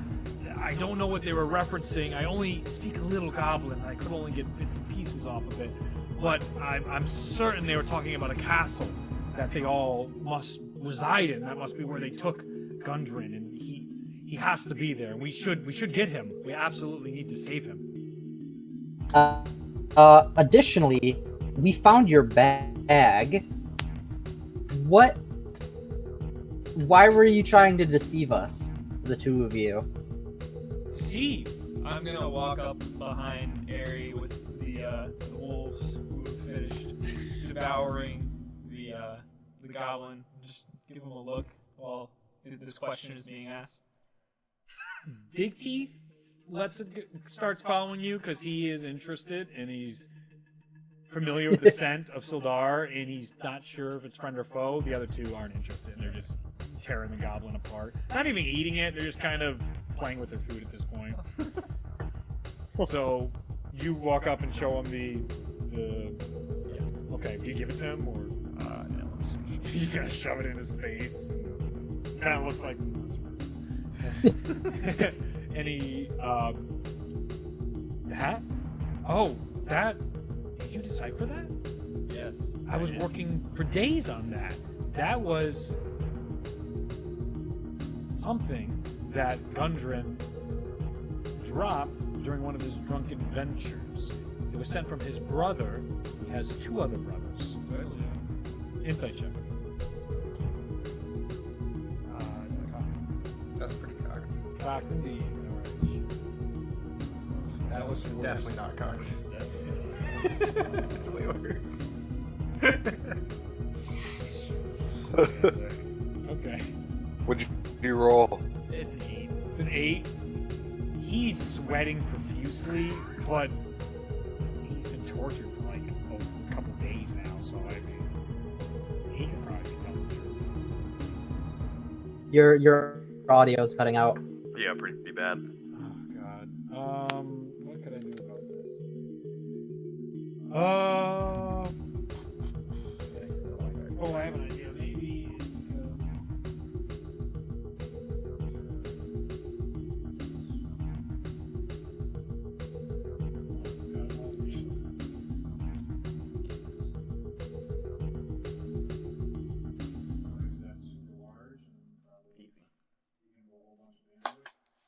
I got off the Wi-Fi too. Thank you. You're welcome. Anything for the campaign. Where's my Campaign above all else. Exactly. We'll get no reception now. I was almost just like, oh man, I'm on the Wi-Fi too, but I'm not there. You guys sound a lot better now too. Yeah. Are you hearing me any better? It sounds. What's good? Any better? Am I cutting out still? It's pretty. It's sporadic, but sometimes it can be bad, so it's hard to Yeah. gauge. I blame society. I blame geographic. We live in a society. That too. I blame Jaqualden. Yeah, actually, yeah. Fuck. We wouldn't even know that you're gone. Surprised he hasn't just walked. That wasn't part of the game. That was not said in the game. Not canon.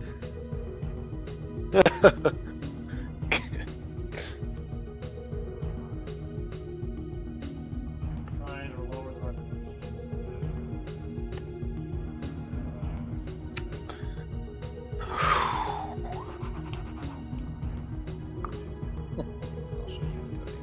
Okay. Everyone good? Everyone? Yarp. Yeah. Working right now. Trying. Okay. So, I wanna confront him because he said it was something that was picked up from Gundren's brother, but then earlier he said he'd been working on that for however long. So I'm calling you out on your bullshit. What is the truth behind this matter? Give me one more insight check. Or make an intimidation check, actually. That'd be better. Give me an intimidation check. Can I aid him? Yeah, sure. Does that give him advantage? Yeah, give him advantage. I hand out Zach's giving the advantage, look. Like, You're so generous. Yes, I see all these memes about dick GMs. So even with advantage, I only got an 8. You're trash. You even with your modifier. I got a 7, a 5, and a 7 again. You're terrible. What is? Jesus Christ.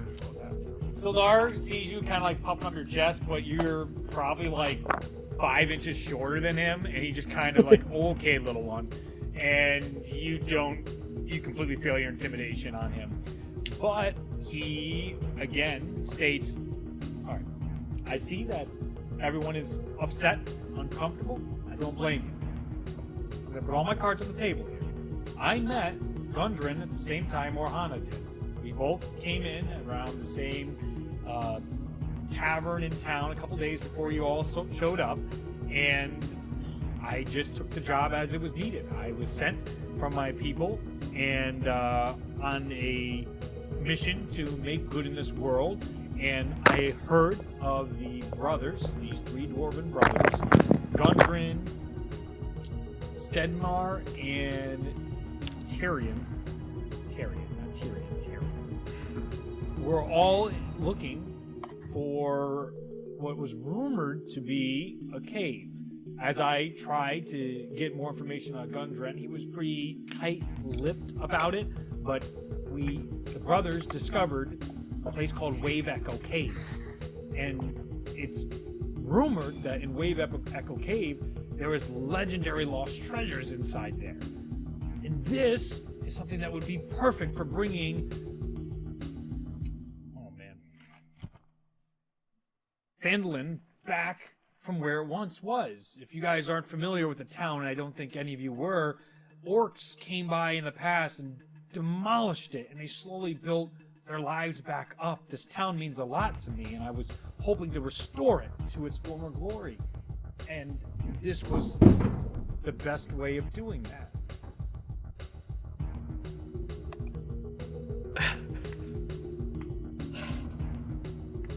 Smashing the city. That was good sound effects. Okay. Everyone seems to be staring at Sildar, apparently. Yeah, are we all in on this now? Everyone is is there listening besides Walden. I don't really believe him still, but I'm done with this conversation. I'm gonna go scout ahead. Okay. Can I do a perception check just for my own personal or something else? Insight. Insight. You can do an insight check. Ew. Just roll. Hopefully it's a good one.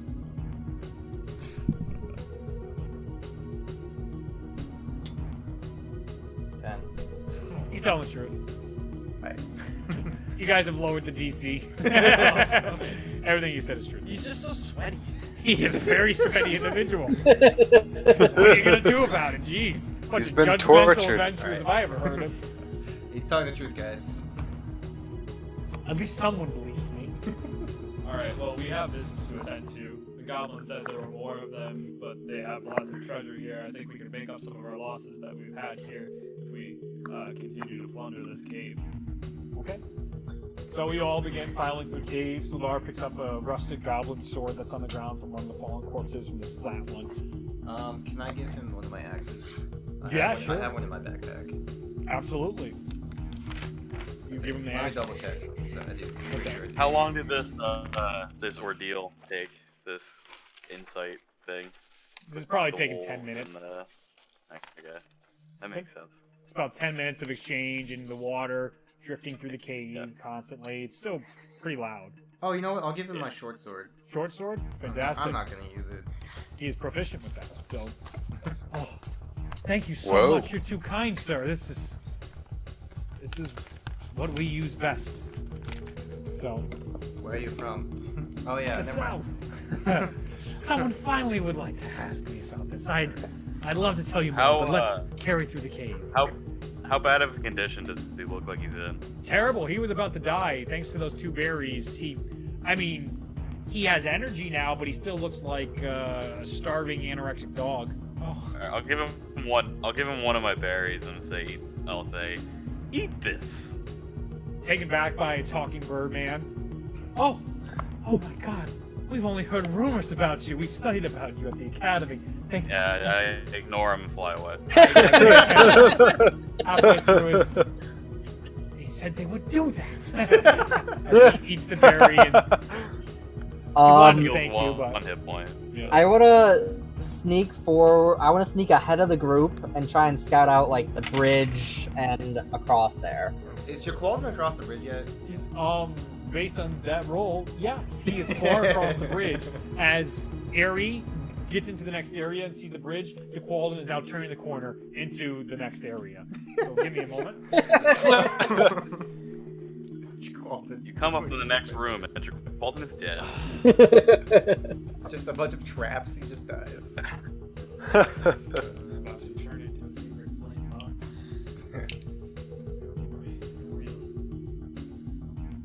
It's okay. I still have my second action, so I can gain health. Oh, yeah, you're second. Yeah, I guess I can win. I spent Yeah, I still have a good berry. So it's I not don't all, know it's what not HP. all bad. It's not all There you bad. go. We'll work on getting It's really more just one HD HP. cameras. That's funny. If anyone wants to contribute to the fun, that'll help you all to see the map better. I'll throw my wallet at you right now. I feel like that would slow us down. That would slow us down. So, Just wait. okay. So, what did you roll stealth-wise? Give me a stealth check. Actually, no, you don't need a stealth check. What are you doing with the bridge? Forget it. There's giant roaring water. No one's hearing this. So yeah, I was just like trying to scout out the bridge, cross the bridge, and then just see what's ahead. Give me a survival check.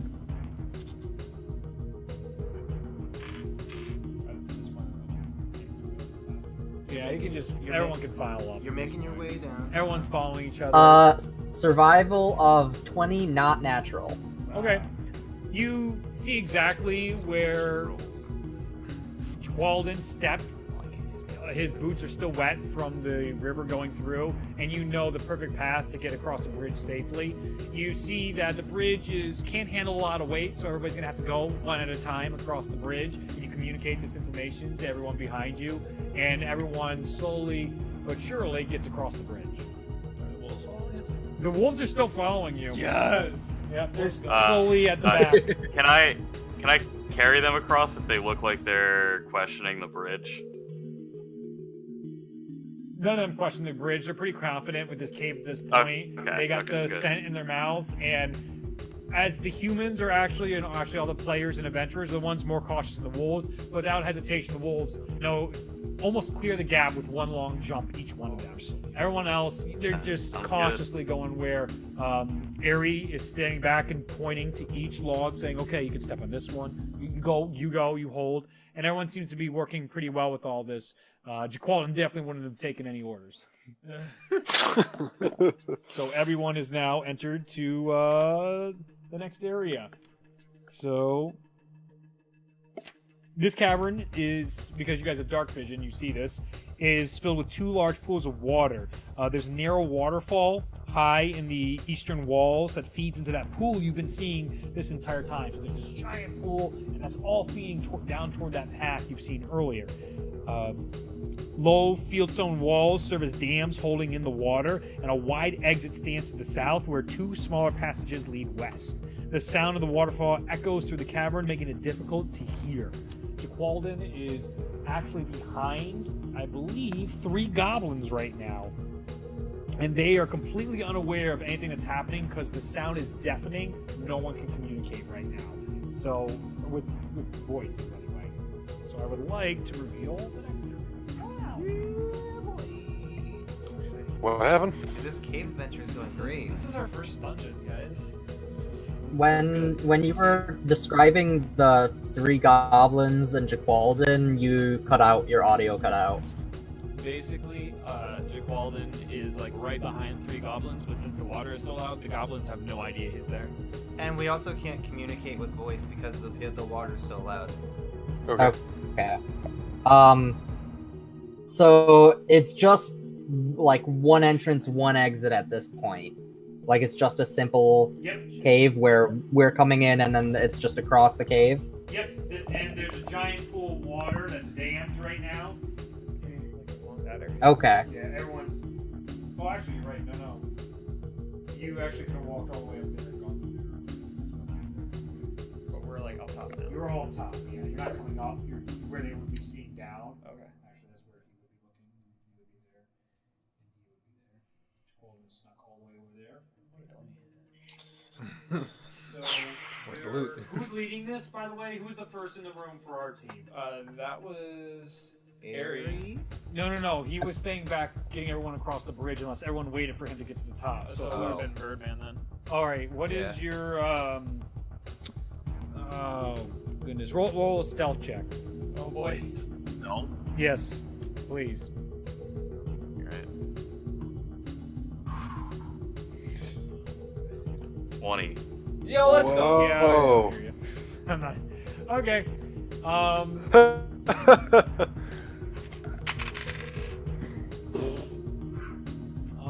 Okay. I am. Win some, you Sure, lose and some. you see the dice ready, Chloe. Give me a moment. Where is? Last week was rough. This week's gonna be a good one. We're avenging right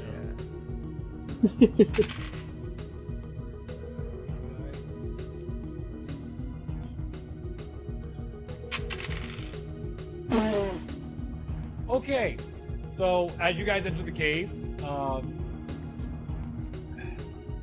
Birdman. God, his name is there, and I have to sort through. Birdman is at the front. None of the goblins can hear over it, and none of them see you. He almost puts his wings out to hold everybody back, just out of the eye shot of the goblins. And as he sees this, he sees Jaqualden coming up, and he gets behind the far goblin, and he gives him that electric zap and kills the goblin instantly. He drops dead. Wow. Now give me a moment. Okay. Jaqualden moves up to the next goblin. Oh my lord. Killing spree. He taps that goblin and shocks it, but not enough. And the goblin turns around. Oh! I need everyone to roll initiative. What? Stupid Jaqualden. Woo! They're aware. I got a 7. What's your 2. So 5. Oh man, Bugbear's probably here too. We're rolling for initiative. So there Yeah. are 2 chambers, but Alright. Justin, what's your initiative? 7. Okay. 9.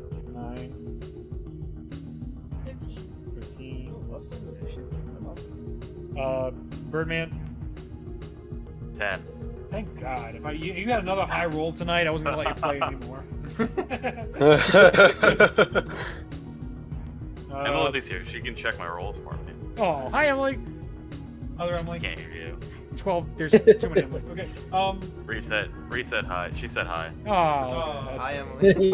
Oh, everyone's saying hi to everyone. Hi, All the Emily. Emily's. Hi, All the Emily. Emily's getting hi. This is great. Hi. Ryan, what's yours? 8. Oh my God. What is Airy? Redemption. I got a 15. Let's go. Okay. The goblins got a natural 20. Ooh. So the first goblin turns around and he has to make it. He takes his short sword and he's gonna attack Jaqualden. And Jaqualden's like, "Oh, oh!" As he's just so surprised his shot didn't work the first time. After he shot the first goblin, he's like, "Oh!" The ego was coming back. His coat was getting wider as it was flapping through the water, and it sort of flapped into the goblin's face. The goblin's like, "What the heck was that?" But his stealth was high enough for him not to notice at first until he was shocked. So that is. I don't have any. That will So not. Jaqualden might die. That's, you know. He's a wizard. Oh my gosh, he's gonna die. And then Actually, how low is his armor class? There's only 2 goblins. He's probably got like a 12. It's 12. Yep.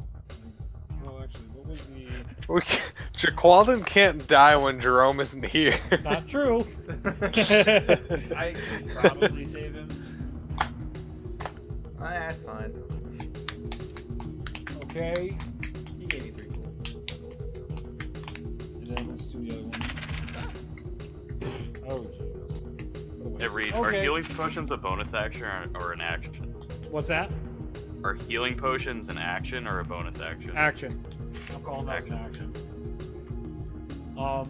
So the first goblin at point blank range is so startled, he goes to take out a sword and stab Quelden, but Bruce comes around and like grabs his arm, he shakes and he misses, and the sword drops into the water and completely misses him. The other goblin turns with his bow, and instead of shooting at Quelden, which he didn't notice, he now sees Birdman in front of him, takes his arrow, goes back, and the arrow misses completely because as it releases, the arrow just kind of snaps in half and just shatters everywhere because of the terrible Goblin craftsmanship. So that ends the and then the goblin that shot at Dell is going to run to the next area, so he can move. What was that name?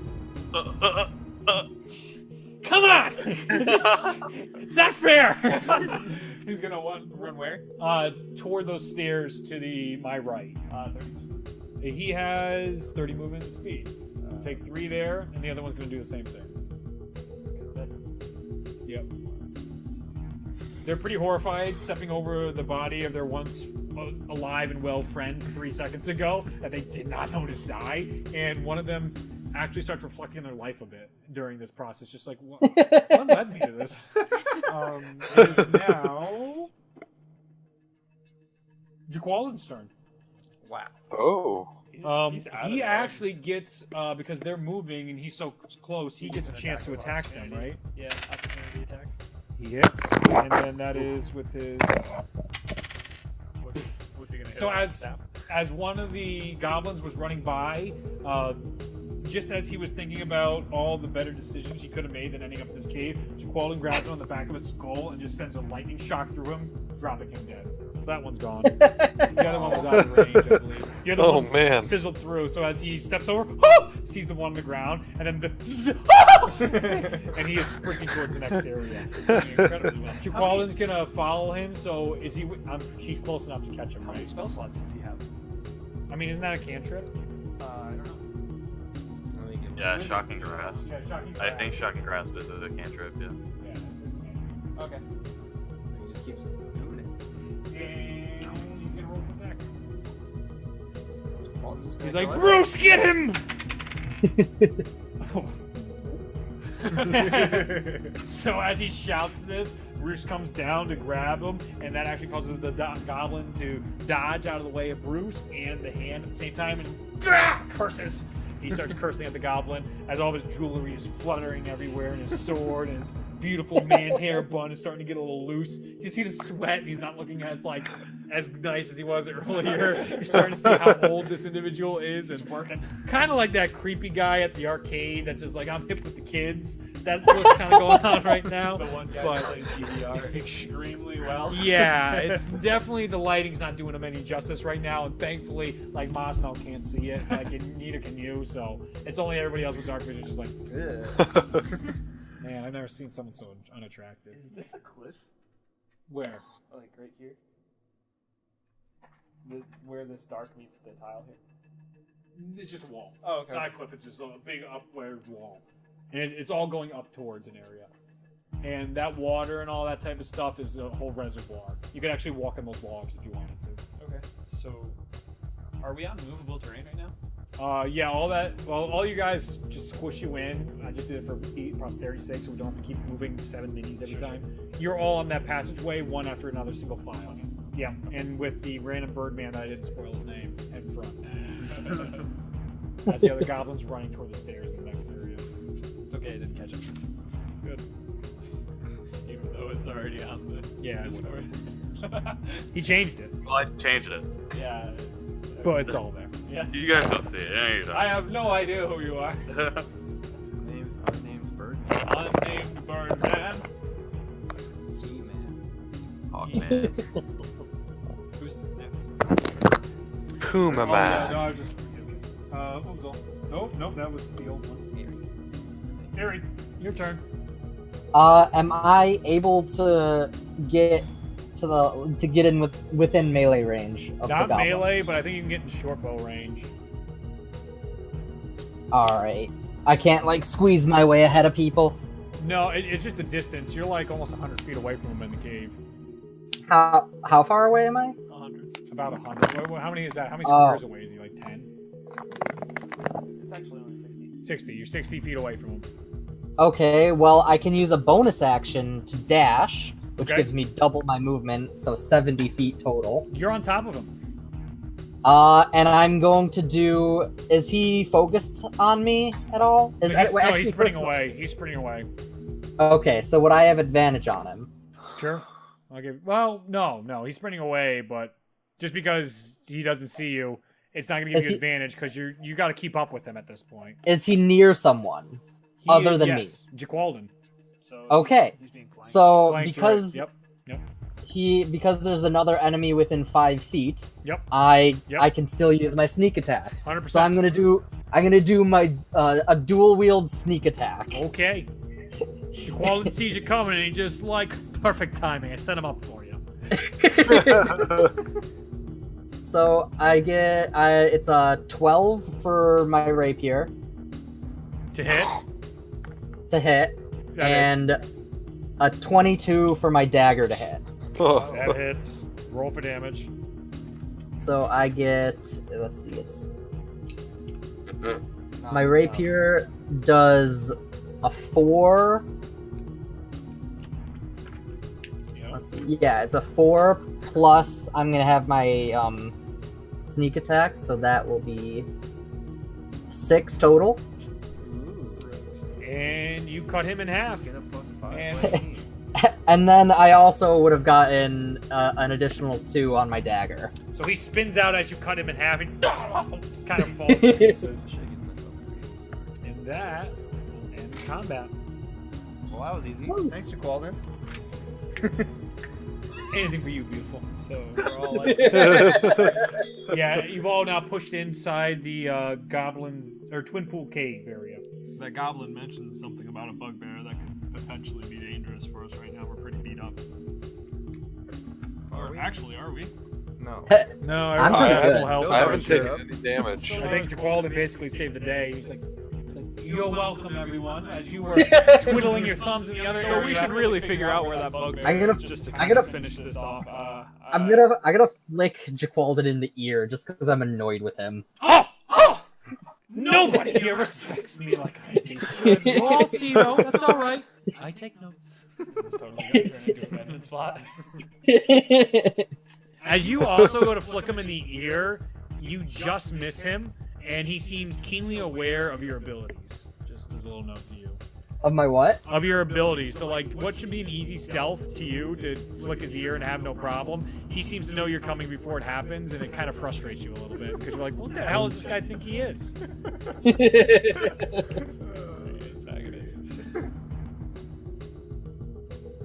So you guys are inside this cave. The water is gushing. It's really loud. You can actually see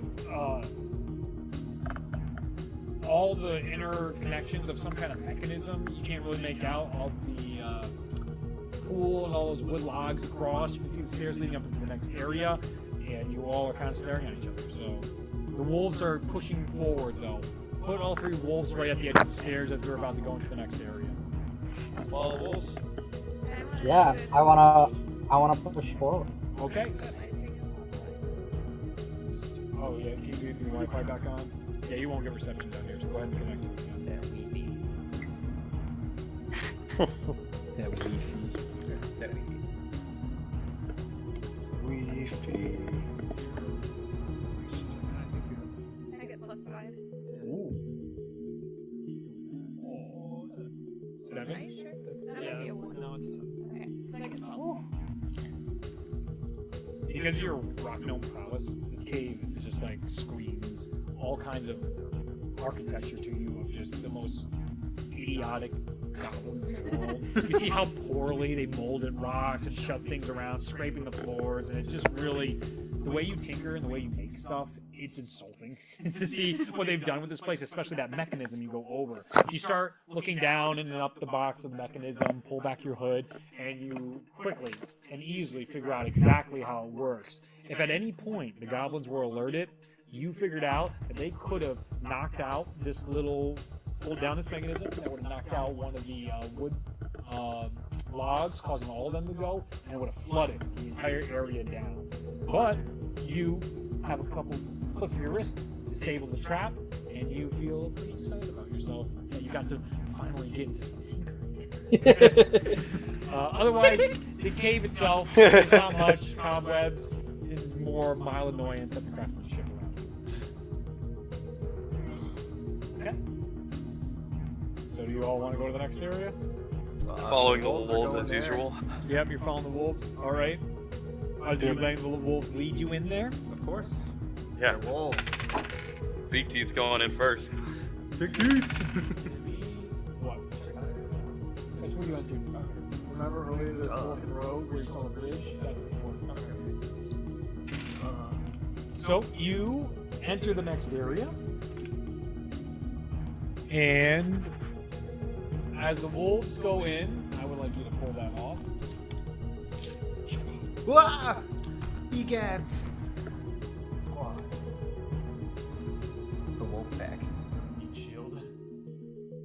Who's following them? I think Birdman is. Um, Well, Jaqualdon maybe. I don't know. Walden is the closest to him, and as they all enter, you actually see Oh man, it's cutting out a lot. the It's bugbear not a lot. stand up, and you see two goblins and a wolf on the side of the bugbear, and you see him staring at you, and he goes, "This is what all this ruckus has been about? This? The damn wolves got out? Are you kidding me?" And he looks over to his wolf, and he goes, "Big wolf, go get him!"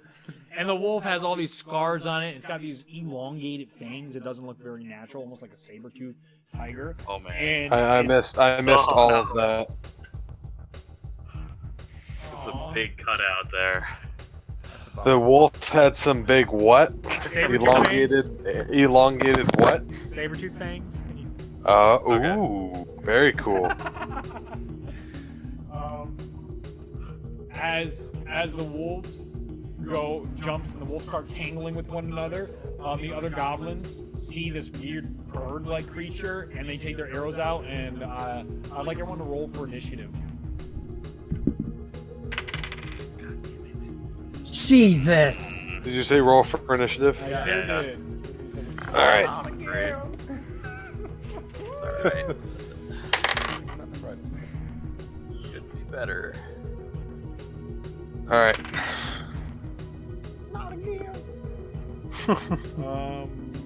Not too bad. Still see this bug there, dude. Excuse me. He's got a saber-toothed tiger? Are you kidding me? Saber-tooth. Just saber-tooth wolf. Pretty much. Man, Which that's sounds the most awesome. I've ever seen one. I want That it. wolf. Yeah, I Jaqualdon's want in the that front. wolf. That's great. It's a placeholder. I can't have every miniature in the world. All It's- you're all spoiled. it's a really big wolf, guys. You're all spoiled. All right, what about Really spoiled. Look at this lighting, it's so immersive. Yeah, Oh, go God. ahead. Oh wait, hold on, I'm not immersed yet. I'm there! Oh my goodness. This is incredible. Wow. Oh, Why do I bother doing good things for all of you? You're doing great. All right, here we go. Let's go get fighting. Okay. You're doing great. I'm just a troll. Yeah. I'm having a great time.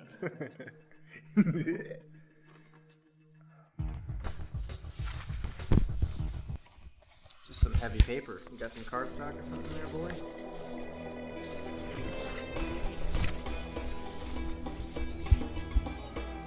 It's like that time when Rock Lee took off those weighted bandages or whatever.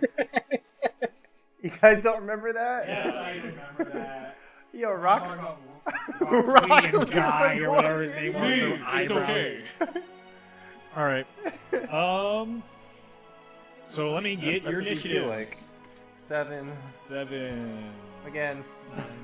9. 18. Ooh, there we go. That's really good. Boom. You're Okay. Ryan. Should get rid of it. 16. Nice. There we go. Birdman. 11. Thank Christ. I'm liking your rolls right now. Harry. Just wait until I roll to hit. 5. I guess you don't like 5? fighting. Oh, what did you call them? Ooh. Oh, come on. I'm actually a pacifist, trolling. bro. Is that everybody? I'm a pacifist. Yeah. Is that okay? I think I got everybody right. Yeah. I think so. Okay. Did you get Osmo? Yeah, I did. Okay, so Ohana, you get to go first. Alright. How far away am I from everything? All the goblins. I don't think you can reach Clarg. Clarg? That's his name. 10. That's 100 feet. You have 120 feet. I have 100. You can hit Clarg. I'd rather take out one of the goblins. Sure. They're completely within range. How far? Oh, the closer the two goblins. That's like the one. That's like 30 feet close So it's 70. Yeah. And I can still see him, right? Yeah, because of your size, you can always like see through all the people, so it's never a problem for you to like shoot through the legs. Otherwise, I'd be giving you disadvantage on these chokeholds, but you're a rock now. Screw these tall people. It's actually an advantage. Like 3 feet tall. Yeah. You actually have plenty of space too. You can pull your bow back and everything. Works perfect. Okay, perfect. I'm gonna go for that one All right. goblin there. Roll for attack. That one goblin there. Roll to hit. Let's see. That was a 6, and I get 6, right? +6. So I get a 12. Okay, that hits. Alright. Neat. Good damage. Boss goblins. Mhm. They got nothing. 7. 7. +2. Plus 2? Because you're proficient with the bow. I think You so, should yeah. be. Yep. That's 9, bro. That's 9 damage. Orhana, after disabling the trap and all of a sudden seeing all this, she rejoins the group and she takes out her bow as everyone's shocked by a little bit by the initiative and the wolves and the battle going on in front of them. They're all trying to get their weapons out. She just takes out her arrow and aims, tilts it a little bit, shoots through Qualden's feet and Mosnell's feet, and they both kind of do it like a, when the legs kick up, goes right in the goblin's face, who was taking a bow and about to shoot her at the same time, and he falls right back into the fire. And he's like, or is the fire near him?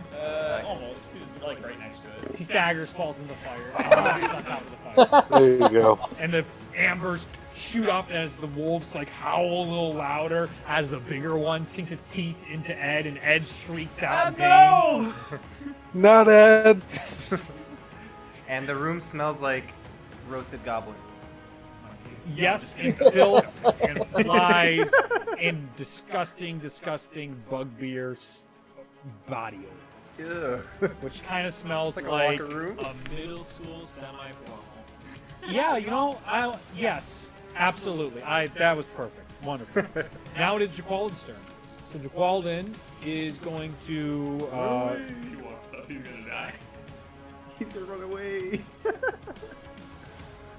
He can go send Bruce to the back and make an insight check to see all the stuff back there, the coin or whatever they were talking Over here? about. Yeah. Or a perception check, rather. That'd be a perception. Oh, I didn't even notice this is all loot and stuff. Roll 10. Bruce flies off, comes back, and there's stuff. and Jaquan goes, ugh, good. And he kind of goes toward the back as he pretends like the bird knocks him back. He's like, oh, jeez, I have to get out of this room to talk to my bird. And he shifts through the crowd, and he holds his action. He's gonna go like He has his electric hand ready in case someone comes to attack him. Oh, jeez, you're so heavy. I'm sorry. That's okay. Who's It next? is now Clark's turn. Whose turn? Clark, The bugbear. the bugbear. Bugbear. Oh man.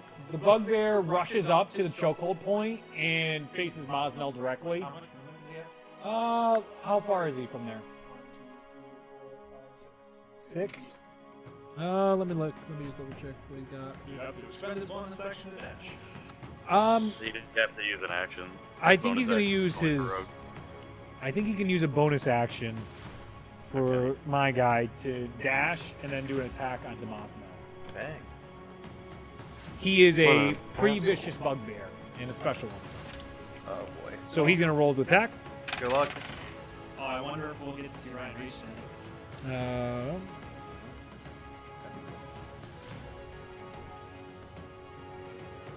Okay, what's his weapon? Oh, he has a Morning Star. I didn't even realize that. Ryan, what is your armor class? My armor class? Yeah. Armor class 13. He rolled a 13. That hits. All right. Ah. So that is.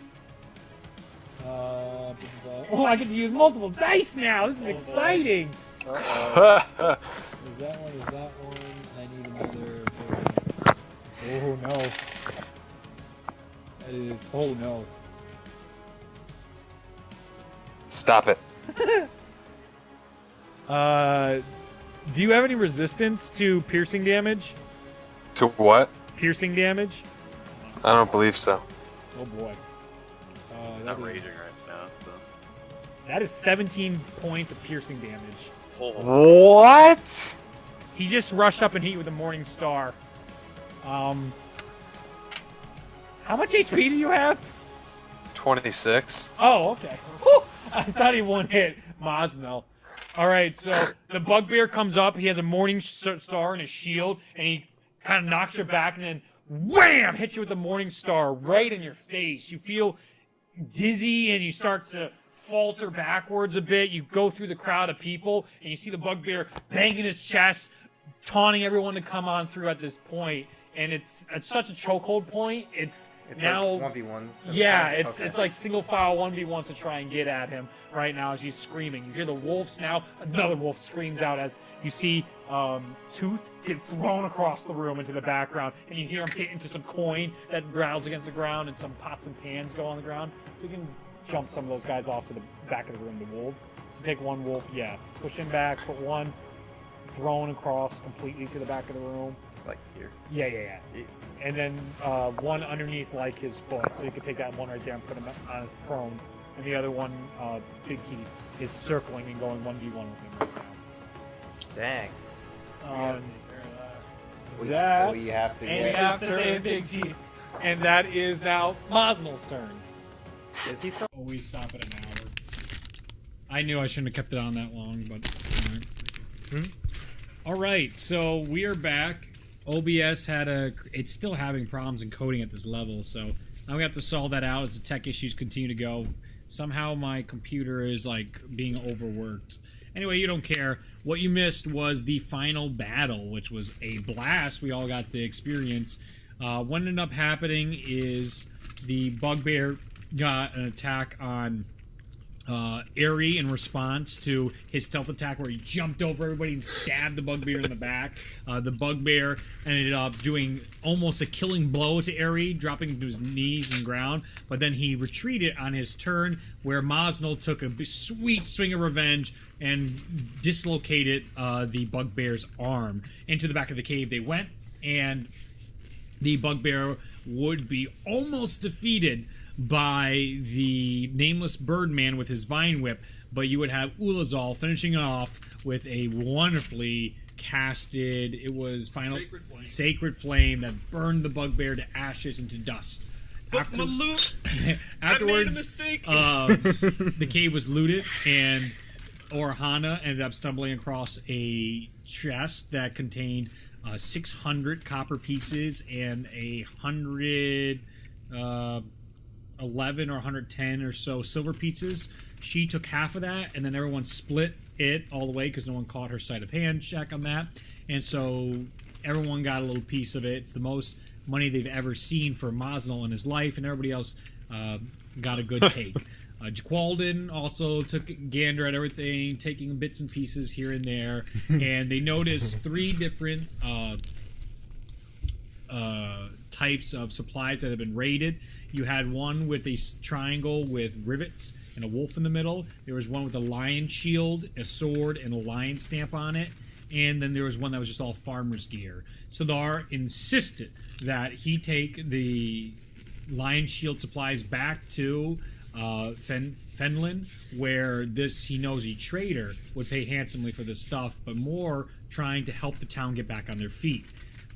As Ulazal helped him leaving, Eri questioned this very Sildar and his motives once again, and he revealed that he is almost certain that Gundren, who was taken away from here, is being held at the main base. This was just a hideout for the goblins to pick off people during their raids. And seems to have they've been hired, or they're being orchestrated by some other figure he doesn't understand, or some other god he doesn't understand.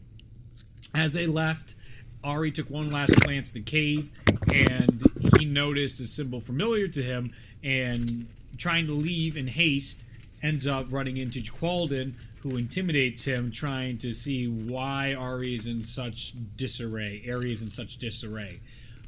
During this altercation, the rock gnome Orhana jumps back in, finds a dagger, and jumps back out of that very supply chest that they were disputing about. As all this is going on, the wolves, sadly, Tooth has passed away, and a completely disgruntled and damaged Mosno comes over, ignoring all of his wounds, and picks up the wolf and gives him a proper burial. Flamma comforts him during this process, in which Mosno, with his bare hands, digs through all the dirt and puts the wolf to rest. And noticing this is the Alpha, or Big Teeth, who follows him all the way out and then follows them back, where the Birdman has been nursing Ed, who found his way into the secret stash of the bugbear's meat and has been eating away and being nursed back to health by the Aarakocra. That is how you say that. Aarakocra. Aarakocra. Thank you. Aarakocra. All right, that's enough tries. I think that catches us up. Yep. With everything that we did. It was way cooler to experience than me summarizing it, and I thought I was doing some really cool DM stuff. You like were. It was emotional out of nowhere, and people were really excited about the burial of all that, but we'll see. You know, I'll figure out a way to get the equipment going again and get it. Oof. I felt feelings, man. It was going well. It was going. That's my feeling at this point is oof. Oof. It was going well. After these developments. So we got stuff going on. It's pretty exciting, and we are now walking back to the path. So welcome back. We are the entire group files out and goes back to where they hid the cart, and they're setting up a camp, basically tending to all their wounds and everything from that experience. And the evening is free for all of you guys to maybe discuss, figure more out about one another, take a rest, or not worry about things. Question Sildar, whatever you want to do. I'm gonna walk over to Ed. And I'm gonna check him out, make sure that he's doing okay. Ed is sitting next to Big Teeth on the outskirts. The Birdman kind of made them their own little place, and they kind of have their own little fire. It's much smaller than the main campfire. They didn't really want to be with everybody else, but they are sitting around the fire, and actually Mosnall is there, and the Birdman is up in the tree watching over all of them, and they're all kind of just huddled together. And Ed looks up to you. It's still the eye, a little less swollen, looks up with the tongue out of his mouth, looking up at you, and kind of hoping for some more meat if you have anything. He's still pretty banged up. Good to see you're doing better, buddy. And I'm gonna throw him a little bit of meat. He totally doesn't understand what you're saying, but he eats the meat immediately. I'm gonna look up towards unnamed Birdman. Yeah. And I'm gonna say, we really appreciate all the help you gave us.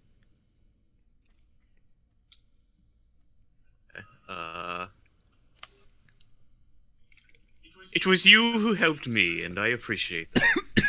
So, do you think that we earned the right to know your name? Perhaps.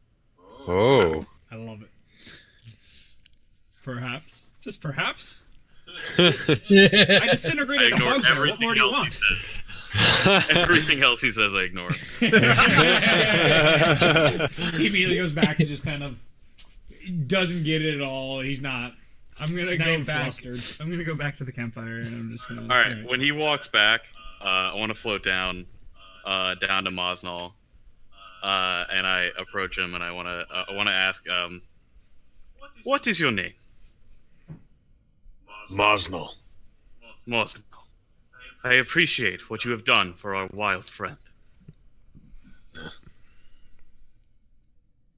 He was a good one. He was much smarter than this other one. And looks up.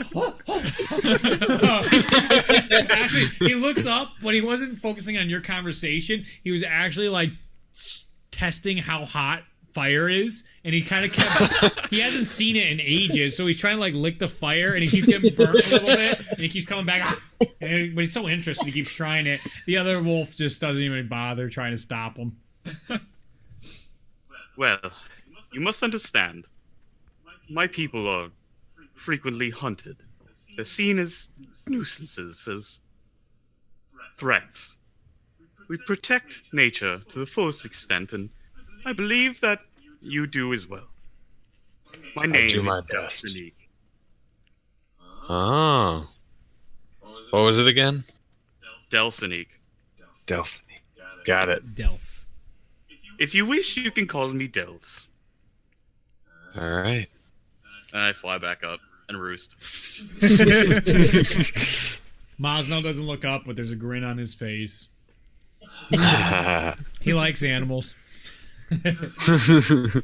Yes, he does. I'm just gonna say, normally I seem kind of like engaged in conversation even if I'm not talkative, but now I'm just kind of sitting off to the side, just kind of thinking in very deep thought.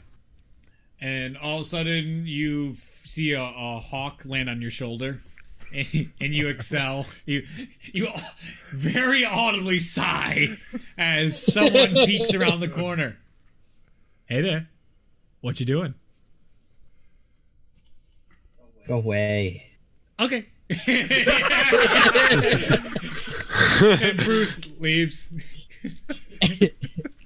Wow, that was easy. Jaqualdon comes by and sits down next to the rock gnome. Starts looking. Just listen to your bag. Sounded a little heavier than everyone else's. And he's just whispering this so no one else can hear. I like that. I'm just gonna get up to go investigate the cart, make sure everything that we left there is still there. Okay. It is. You clearly see it, and everything's fine. You see Airy kind of off to the side there, trying to gather his thoughts, and you see Jaqueline smiling after you, just like, ha, I'm perfect. Okay.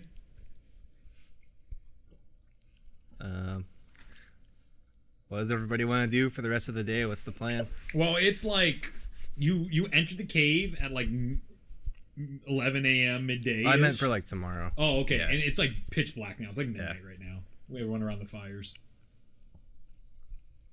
So yeah. So yeah, what are we doing tomorrow? Well, I believe we're going to continue our journey to Fendelin. We have many reasons to go now. We have the rumors of the ancient mines. We have legendary treasure. We have our friend Sildar to help out. We have many things to do. He kind of waves. That's me. But I think for tonight we should get some rest. Sounds fine by me.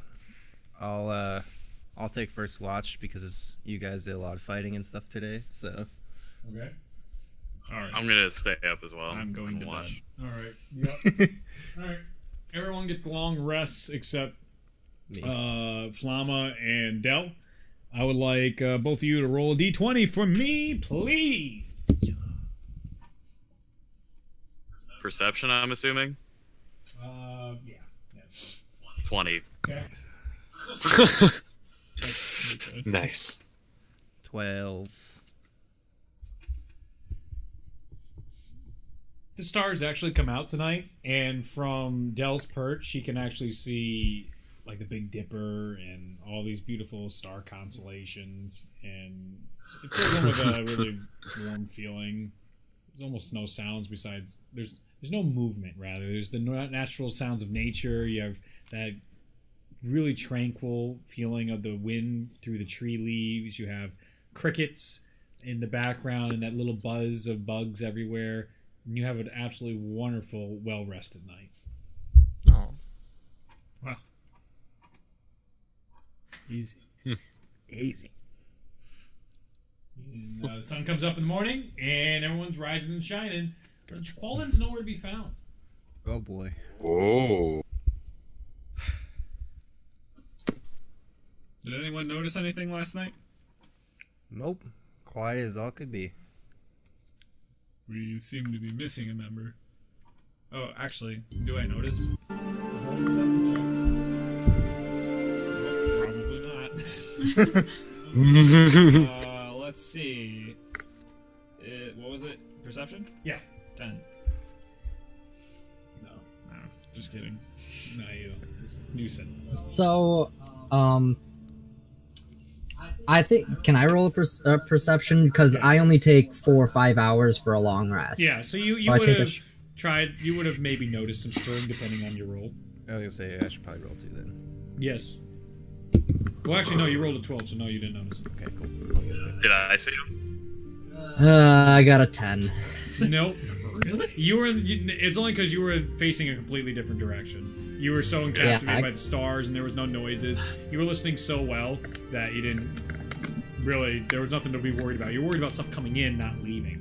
So Yeah. that was on Flamma's side. Honestly, even if I did see him, I probably wouldn't give a crap. Yeah. Okay. See you later. See ya. See you later. Waves to you. No. That's funny. Nobody. To Qualden leaves, nobody notices or cares.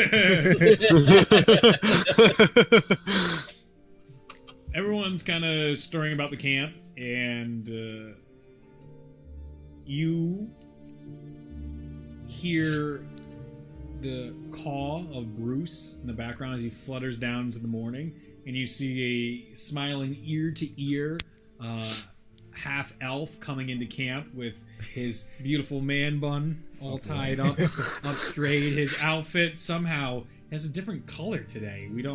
Somehow he has a completely different outfit on. It's almost the exact same style, but from its illustrious, like, purple colors that was everywhere. Today it's more of a pinkish. It's a maroon pink everywhere. That's very lavish, and he's got a deep U for his this like white shirt underneath it, sort of it reminds you kind of like a pirate swashbuckler type of shirt. And on it you see he's got some piercings in his ears he's now adorning right now, and he's coming into camp full of smiles and with a net full of fish, and drops them down.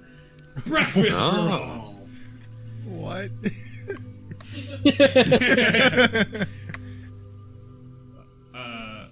Somebody went shopping, I guess. There's no shops near here. How did you come across all this? Well, wouldn't you like to know that? It's a long, wondrous story of how great I am. Let me tell you. Most of you didn't notice. I'm gonna bring some of the fish over to Malsnall and, have him start preparing it for us. He doesn't notice. As you're doing all that, he starts going into a detailed explanation of, during last night's watch, I grew bored, as I normally do, and I could have sworn if there was that river down, and he talks. Do I notice that his clothes are different? Yeah, it's pretty obvious. Okay. It's not meant for subtleties. And he eventually wanders onto, I found a creek, and you wouldn't believe it, with my genius plan. I was able to weave together, talk some more. Almost no one is paying attention at this point. Even the wolves are like trying to bury their ears at this point. So Bruce is captivated. Bruce is loving it. It's like sitting across from him as he's taking once again his like Jeff Goldblum pose around the fire. Even though like everyone's been like distributing the fish, cooking the fish. Everyone's like eating as he's still recounting the story, and just as everyone's about to finish and he gets a plate, nicely enough, someone hands him a plate. He finishes with, and that's how I brought you all this delicious morning breakfast. That's really amazing. You should eat fast. We're about to leave. Oh. And then Bruce comes over and eats the fish and goes away. As he was taking his time to tell the story, I just completely ignore him. I want to cast Wild Shape, and I turn into a wolf, and I start playing with that. That goes wonderfully. You two like start going back and forth. Ed is feeling much better this day. A nice rest as most of the wounds have healed really well. The alpha, Big Teeth, isn't really much for playing too much, but you and Ed are going back and forth. They're doing like these paw things back and forth, jumping up and down. There's a game where you start like Maznal starts stacking the like little seatings you had, like there were little logs, and he starts putting those up higher and higher from your traveling gear, and you guys are trying to clear and jump over the logs. Ed does one like face plant into it,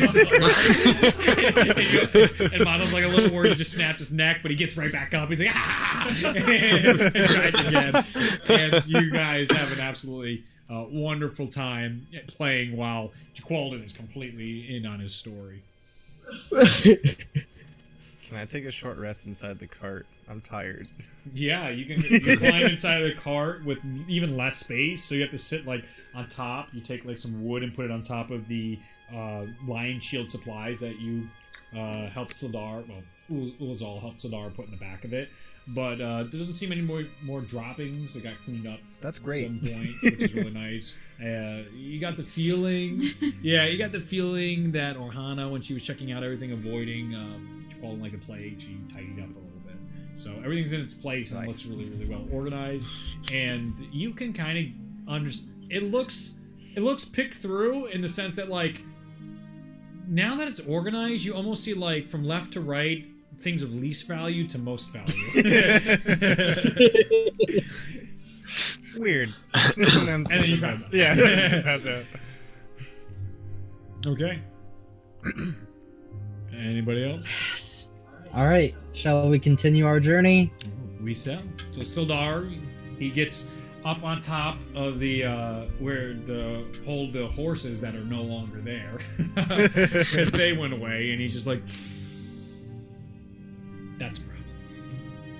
Do you guys look around for the horses? How long are we in there? About a night. It couldn't have gone far. I don't know why you're looking at me. I'm sleeping, dude. Yeah. Alright. Might as well. I feel like the cart doesn't do us too much good if Yeah, we should look for the horses. can't Yep. You make a good point. without a horse. Okay. Survival check. Ryan with advantage because everyone else is looking and everybody else can roll 1, 2. I'm doing it. Yeah. 5. Or no, 8. Okay. Oh. Oh. 3. Brian. Oh, and a 6. It's a 6. What'd you get with survival? Come on, you got like a +8 modifier. Me? Yeah. You talking to me? Yeah, and you have Okay. advantage too. I have advantage. All right. I have 15. You turn and look, and they're like 3 trees down. Just like, how did we not see that? they're just eating grass right down there.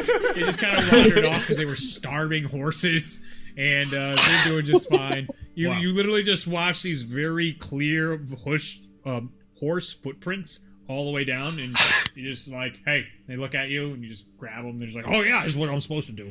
Easily bring it back to the cart. You just like hand Sildar the ropes. He tries to help you out. You just like, no, just don't.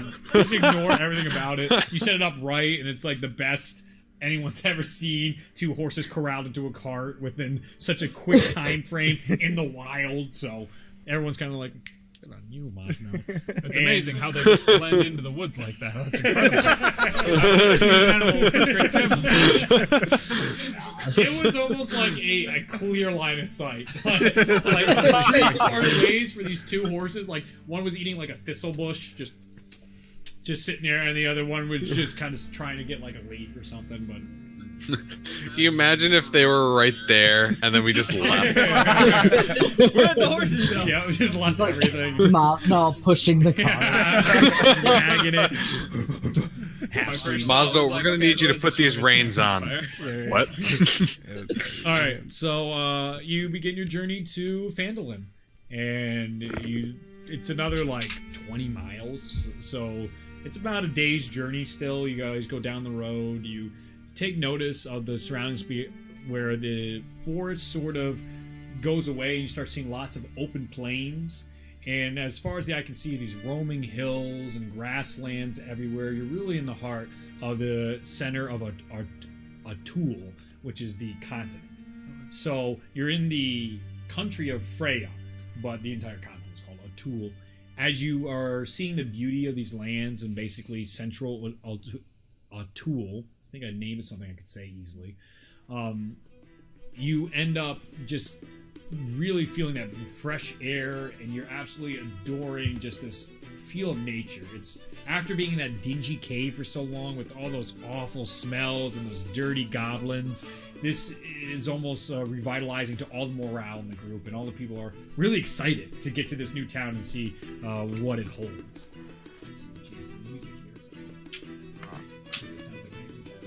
It's not cutting out anymore, which is nice. Hooray! That's true. It hasn't cut out in a while. Knock on wood, it's Yeah, probably you're right. OBS. It is absolutely OBS. It's using up OBS 40%. looks better too. It does? Okay. It looks like it's not lagging or anything. Yeah, it was using up 40% of my CPU. Something's wrong with my. Normally use up like. That doesn't sound 10% right. On the other computer, so I don't know. It's an old computer. I switched over all this stuff, so that's my own fault. You approach the gates of Phandalin, and I'm gonna wild shape before. yeah, That you ran out of that because it was like a day. Yeah, it runs out within an Yeah, hour, so you yeah. transform back. Oh yeah, you as you guys are leaving, the wolves part waves with you. Oh. Aww. Ed and Big Teeth. Just want to make sure. They end up as you're all getting into the cart. Ed starts to follow a little bit, but looks back at Big Teeth, and Big Teeth is still standing there, and he kind of goes back and kind of curls up next to Big Teeth and lays down with his dumb little tongue out, like happy next to it. Big Teeth doesn't really acknowledge it at all, but he watches you all go unless you say something to him, and I'm pretty sure only Dell's the only one that can talk to him. Do you say anything to him as you guys are leaving, or do you just join The wolves? Oh. Yeah.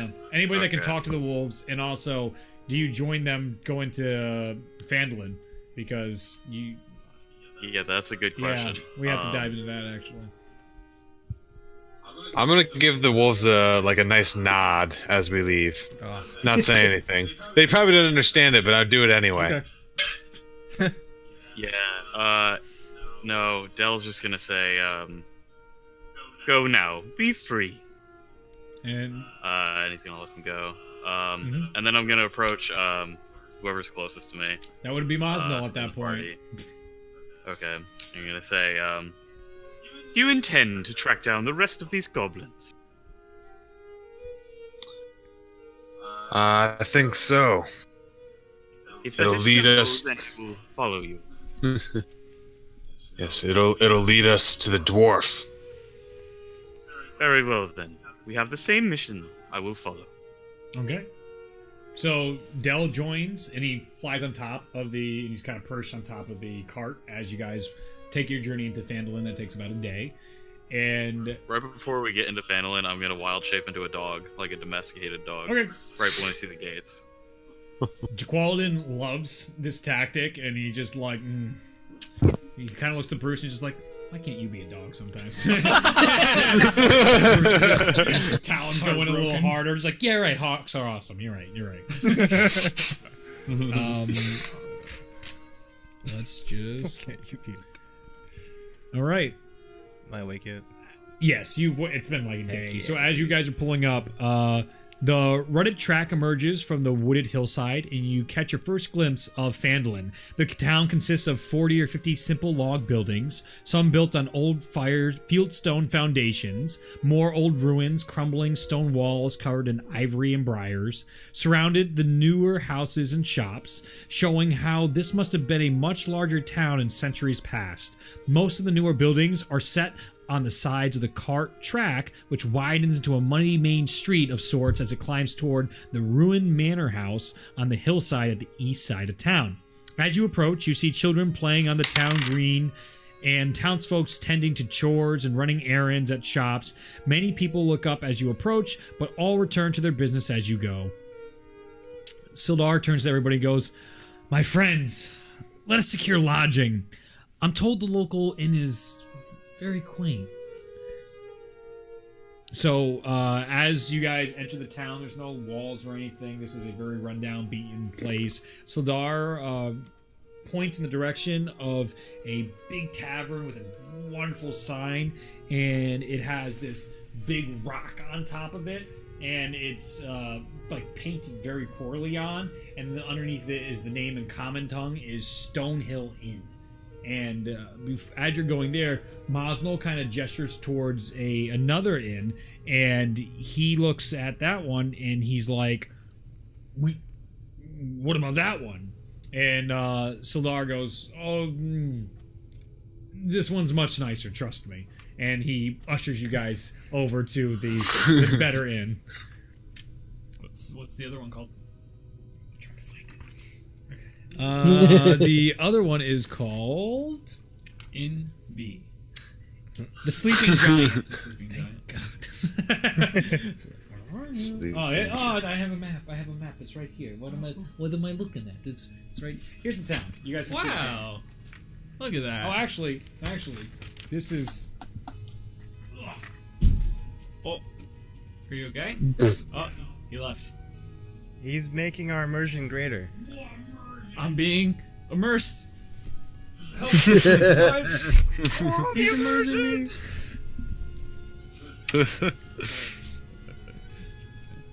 Did you guys see like a bunch of rolled up papers anywhere? Like rolled up. They should be big and long. Oh, you're the best. Jeez, Rock Gnome knows everything in game and real life. Emily nailed it. No contest. Rock Gnome OP. Rock no OP. Dude, she's got night vision and she's 3 feet tall and like she can do everything. I investigate too. She investigates. It's true. She's a +5 modifier. That's nuts. That's pretty nutty. That's nuts. I have like +5 Here to what? is Finland. Yay! Wow. Immersion. Wow.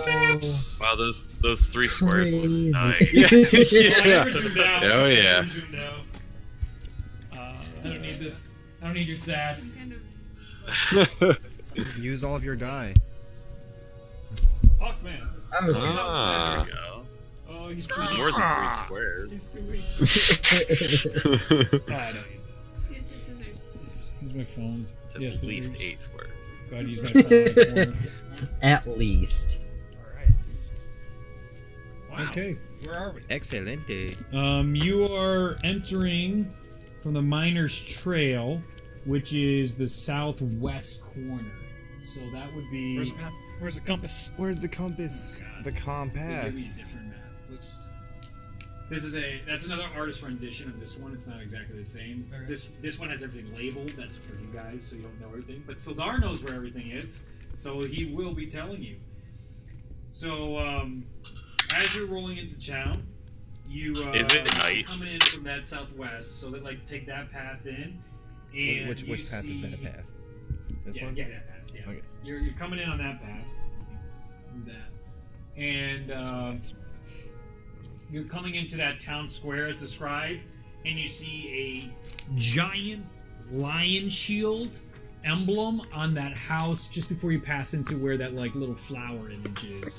And Sildar's just like, oh, we should stop here and drop off the supplies. Would you mind if we do that? Of course. I'll help Is him it on the currently nighttime? No, because it was like a day's travel. You've hit here about like 3 p.m. in the afternoon, a couple days later from your original cave fight. Okay. All right. I'll help him unload. Okay, you help him unload, and you got to give me 1 second. Yep. Okay. As you unload it with him, you see a yes. a lean, bald, and human male shopkeeper, 50 years, with a kindly manner, comes out, and he comes out of his shop, arms open, just like, Sildar, what are you doing here? What is? Oh, this is lovely. Oh my God, I feared the worst when you never arrived. I never thought I'd see you again. We heard word that you and Gundyr were supposed to get here, but you never came, and we were worried. I know.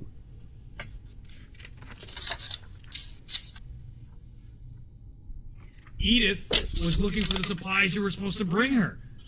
What do you have there? Sildar turns to him. You wouldn't believe our adventures, but we found one of your lost shipments as well. Kind of grins. He's like, by the gods. Wow, the luck and the blessings have fallen upon us today. Come in, come in, come in. And as before he gets in there, he's like, oh, who's your friend? That's so rude of me not to ask. What is your name? My name is Ulazal Uto. Ulazal Uto, what a beautiful name. Oh my goodness, if I didn't already have 3 children named, my next one would be that. That is beautiful. Come on in. So you come in, and this seems to be a very large merch shop. There's tons of supplies everywhere. You can see weapons. Rad posters. Adventuring kits and all kinds of goodies all about the store for like shields and swords, bandages, anything you could use for weaponry, adventurer supplies, and he has a few books laying around as well. I'm gonna go check out those books. Okay. Is he the only one in the store? At the moment, but Jaqualin has easily entered the store at this point and is now striking up talk with the shopkeeper, and they're exchanging pleasantries, and he's buttering him up, and they're laughing like crazy. Can I go in the store and look around? I think Yeah. I will too. Yeah, Absolutely. I'm gonna go look at the weapons. Okay. I'm gonna follow Flamma. Okay. That's me. I'm a dog. You're a dog? He sort of like pets you on the head as you go by, and he just like, oh, what? Look at this caravan of people with you, Sildar. He's like, these are my rescuers. Like, I couldn't be more grateful. I honestly, I didn't think much of them on our first meeting, but they proved themselves quite worthy. They took down a buckbear at that local cave. Did you know that they were doing ambushes? Ambushes? Now this makes a lot of sense why we've getting less and less town folks in here. We're trying to rebuild this area, and it's just it seems like an uphill battle every time. I'm better off trying to freeze ice inside the middle of Neverwinter. And you go, they laugh, and everyone's like, it's okay. I get it. It's because it's never winter there. Oh.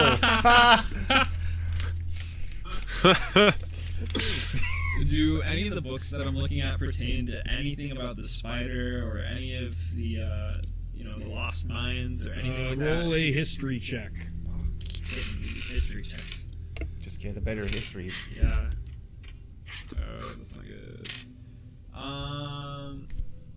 It's a 10.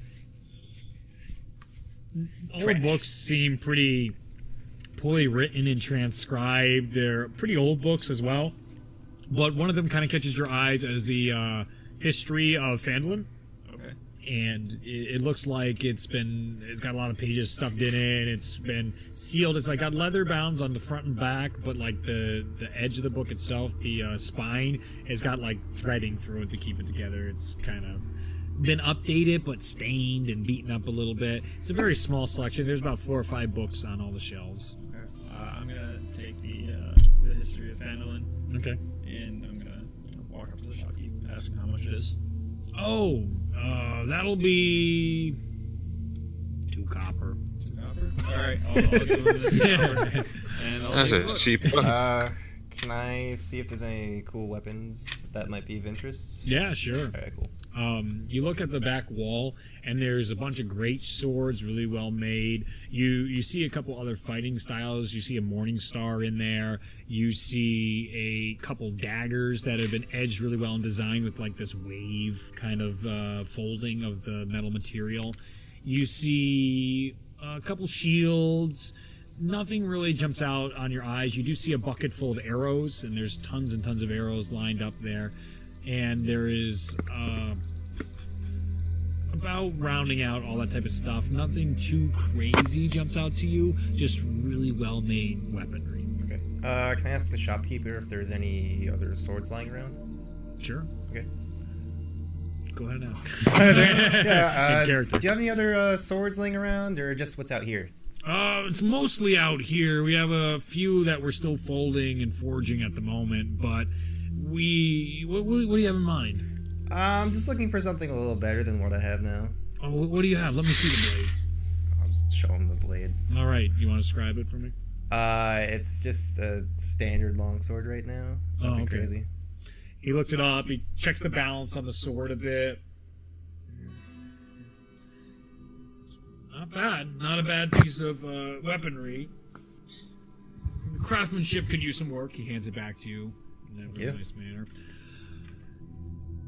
Our swords could definitely help you out a little bit better than that. The balance on that's a bit off, and I'm pretty certain for a long sword, are you two-handed or one-handed typically? Do you for your encounters? Well, it's weird because I'm just gonna say one-handed, but like, yeah, one-handed. Okay. One-handed blades is your fancy. Yeah. Solar was telling me about your great adventures in that cave, and you all sound pretty capable, so I appreciate that. And for helping out my friend, too, I'd be happy to give you a discount. Let me just see if I got something here for you in my back. He goes into the back, and there's kind of like a wood door opens and closes. You get a second to really take in the environment of the shop. There's like 3 levels to it. It's really large, and you see all the coats of weaponry on the walls, and you see a lot of spaces missing, though. There's a lot to pick through, and there's not a full supply at all. You see it's kind of like this rounding, all made out of wood. The whole store is just that fine wood. You get that that oak smell to it all throughout, and it's really been finished very, very smooth and well. There's clear time and effort has been put into this entire shop and been built from the ground up. Inside, some of the like shelves around, you see that just one was with the books, but daggers, leather strips, all kinds of really fun stuff is all lined within the shop. You hear him grumbling back in the back of the area, and he comes back with... Oh, here we go. Give me 1 second.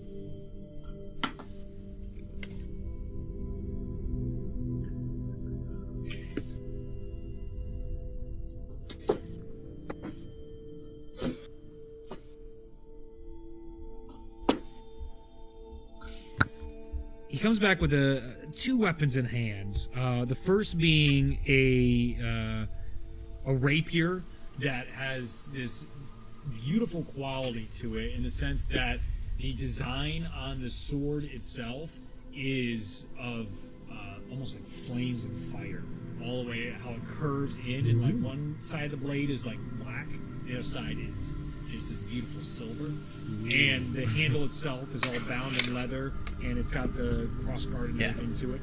And then the other thing he comes back with, which is more of a quizzical, fun type of thing, it appears to have a trident, and it's a three-pronged weapon, and it has these razor blades. It's not like your typical like fishing trident. It's more of like a pointed. Yeah, they're all kind of coming up toward a point in the middle, and he brings out the rapier and goes, "This is a much better balanced sword and might suit your style much better, but I was curious. We were working on this in the back, and see if you would be interested at all in a Triton fighting style. Might fancy your interest. It's very good for," and he kind of takes the sword and he gets the whistles over to, and he just like, Warren, come here, boy. And he comes over, just like, "Yes, sir." And he's just like, "Pick up that sword." And he goes, "Yes, sir." And he takes out his sword and he just like, it's very.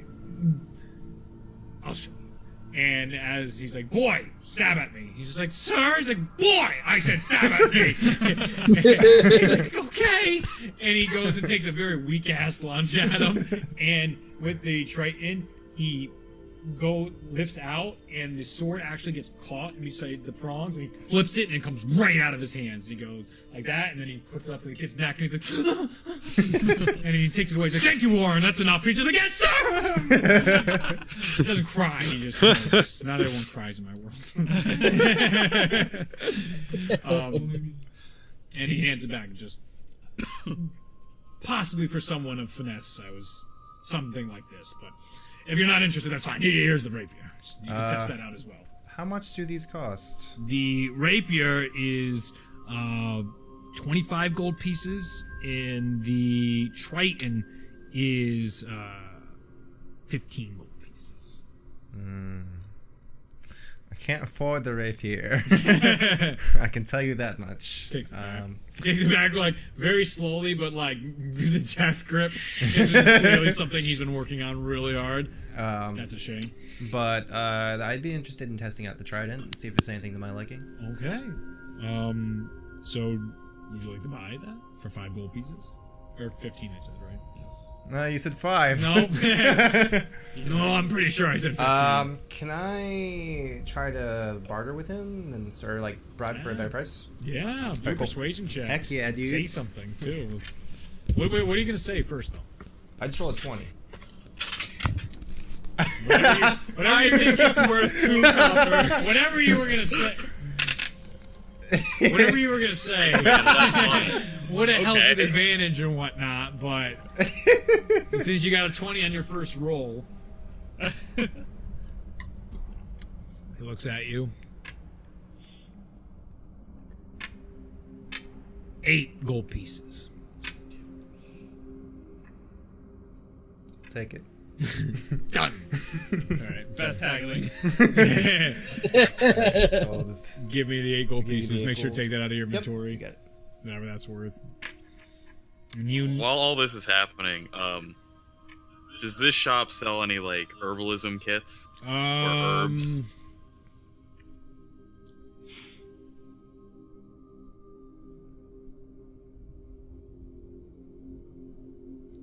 good thing I have money. No, he does not. No. No. Okay. I'm leaving. Okay, that's fine. You said it was 8. I'm gonna grab the shopkeeper's attention.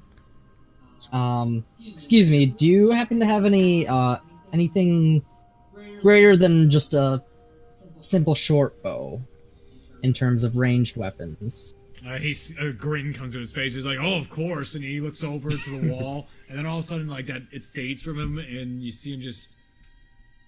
Well, we did. And you see where all these pegs and all these beautiful bows should have been. There's only about one just standard longbow on top of the wall. There's some craftsmanship to it. It has like a sort of siren carved into the ends of the bow. So like when it recurves up, it actually has like a face and kind of like a siren's mermaid's body-ish going on there. But he kind of turns to you and just like, we ran into some trouble recently with those goddamn 1 second Monkeys. red brands. They are a lot of them are a bunch of just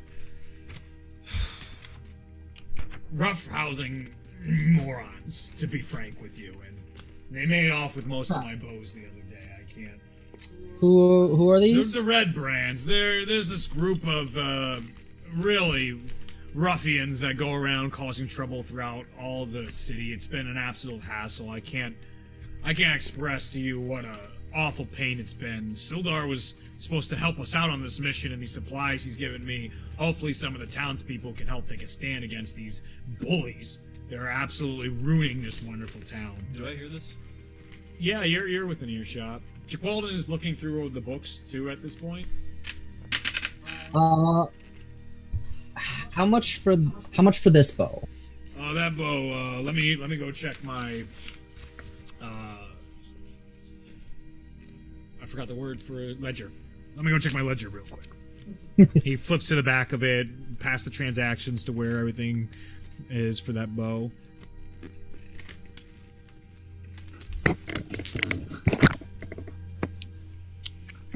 As he's looking for it, you're taking in the sights and sounds of the workshop as well, and you're just like, oh man, you can see now there was kind of like a struggle by the bows. You can see how some of the wood has been chipped off the counter there, and some blades or dagger blades are cut up and crossed against the wall.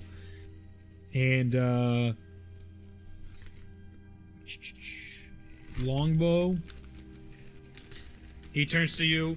Since you helped out Sildar so much, and he tells me that Gundren's gone missing, and it would mean the world to me if you guys could find him and bring him back. He promised great things for this town.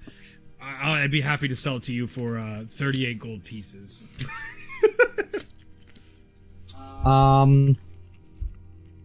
What would you take if I were to trade you my own current short bow, which is very trusty for me, in addition to whatever I could afford? He looks over the short bow and he does a little evaluation on it. It's used, but still in really good shape. He evaluates the crossbow. He's like, well, your crossbow, it's about 20... Short bow. Short bow, thank you. Your short bow is about 25 gold pieces, I would say. So I'll take that right off the top. Drop it down to 13 gold pieces for you. I'll tell you what, I'll drop it down another gold piece as I can for 12 gold pieces. Can you afford that? 10 gold pieces as well as my short bow? I'll do it for you. Absolutely. He takes it off the wall and he hands it, and you know what? If you take out those red brands for me as well, I'll have any bow of the lot you can have. I kind of perk up when I hear him talking about that. I'm gonna walk over and say, "You've been having trouble with some lawless red brands around here?" Oh, absolutely. They've been a complete and utter mess. Some of the other town folks know a lot better than I do right now where they are on about, but they always hang out by that damn Sleeping Giant tavern, and they cause so much ruckus about here. I can't stand it. I mean, this town has constantly tried to get on their feet. I mean, that book, you'll be able to read about all of our struggles. Our local chronologist, who's in the mayor's office, has slaved and labored over that book. And it's a testament to how resilient these people are to stand up to all these hooligans that are ruining everything about this area. It only started a few months ago as well.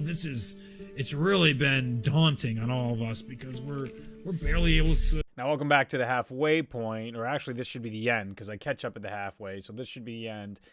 What ends up happening is they end up going to the town of Phandalin, and inside Phandalin, they end up talking to one of the local shops. He warns them about these red brand ruffians that are out there messing up the town and keeping everybody under their boot. So the team takes note of that. They pick up some weapons and they head to the local inn that Sildar insists they go to, the nicer inn, and he pays for it. They meet the shopkeep Bilton, who's got like a screwed up face and talks like this, and some banter goes on talking about how Gundren ruined the place last time he was there, and Sildar had to settle some damage debts, and then the whole team goes to bed, but a few of them do stay up, and they end up hearing some screams in the street late at night, and that's where the game ends. I apologize you didn't get to see the whole thing this week. Episode 3 is fully up, but there's some weird echoing. Not echoing. It's just very... another microphone's picking up my voice when I talk. So I'll figure that out, and Zach and Emily are a little quiet. But that's the beauty of this. That's why I'm running this pre-campaign, so then when I ever do the real campaign, I don't have to deal with all this. The real campaign's around the corner, and after the starting campaign, The Mines of Phandelver, the next campaign is going to be Waterdeep, so look forward to that. Thank you so much for watching. I hope these have been something different and fun for me. I love storytelling, and I have way more fun doing this than anything else right now, so hey, you get what you get. Thank you so much, and I will see you in the next D&D video. Bye now.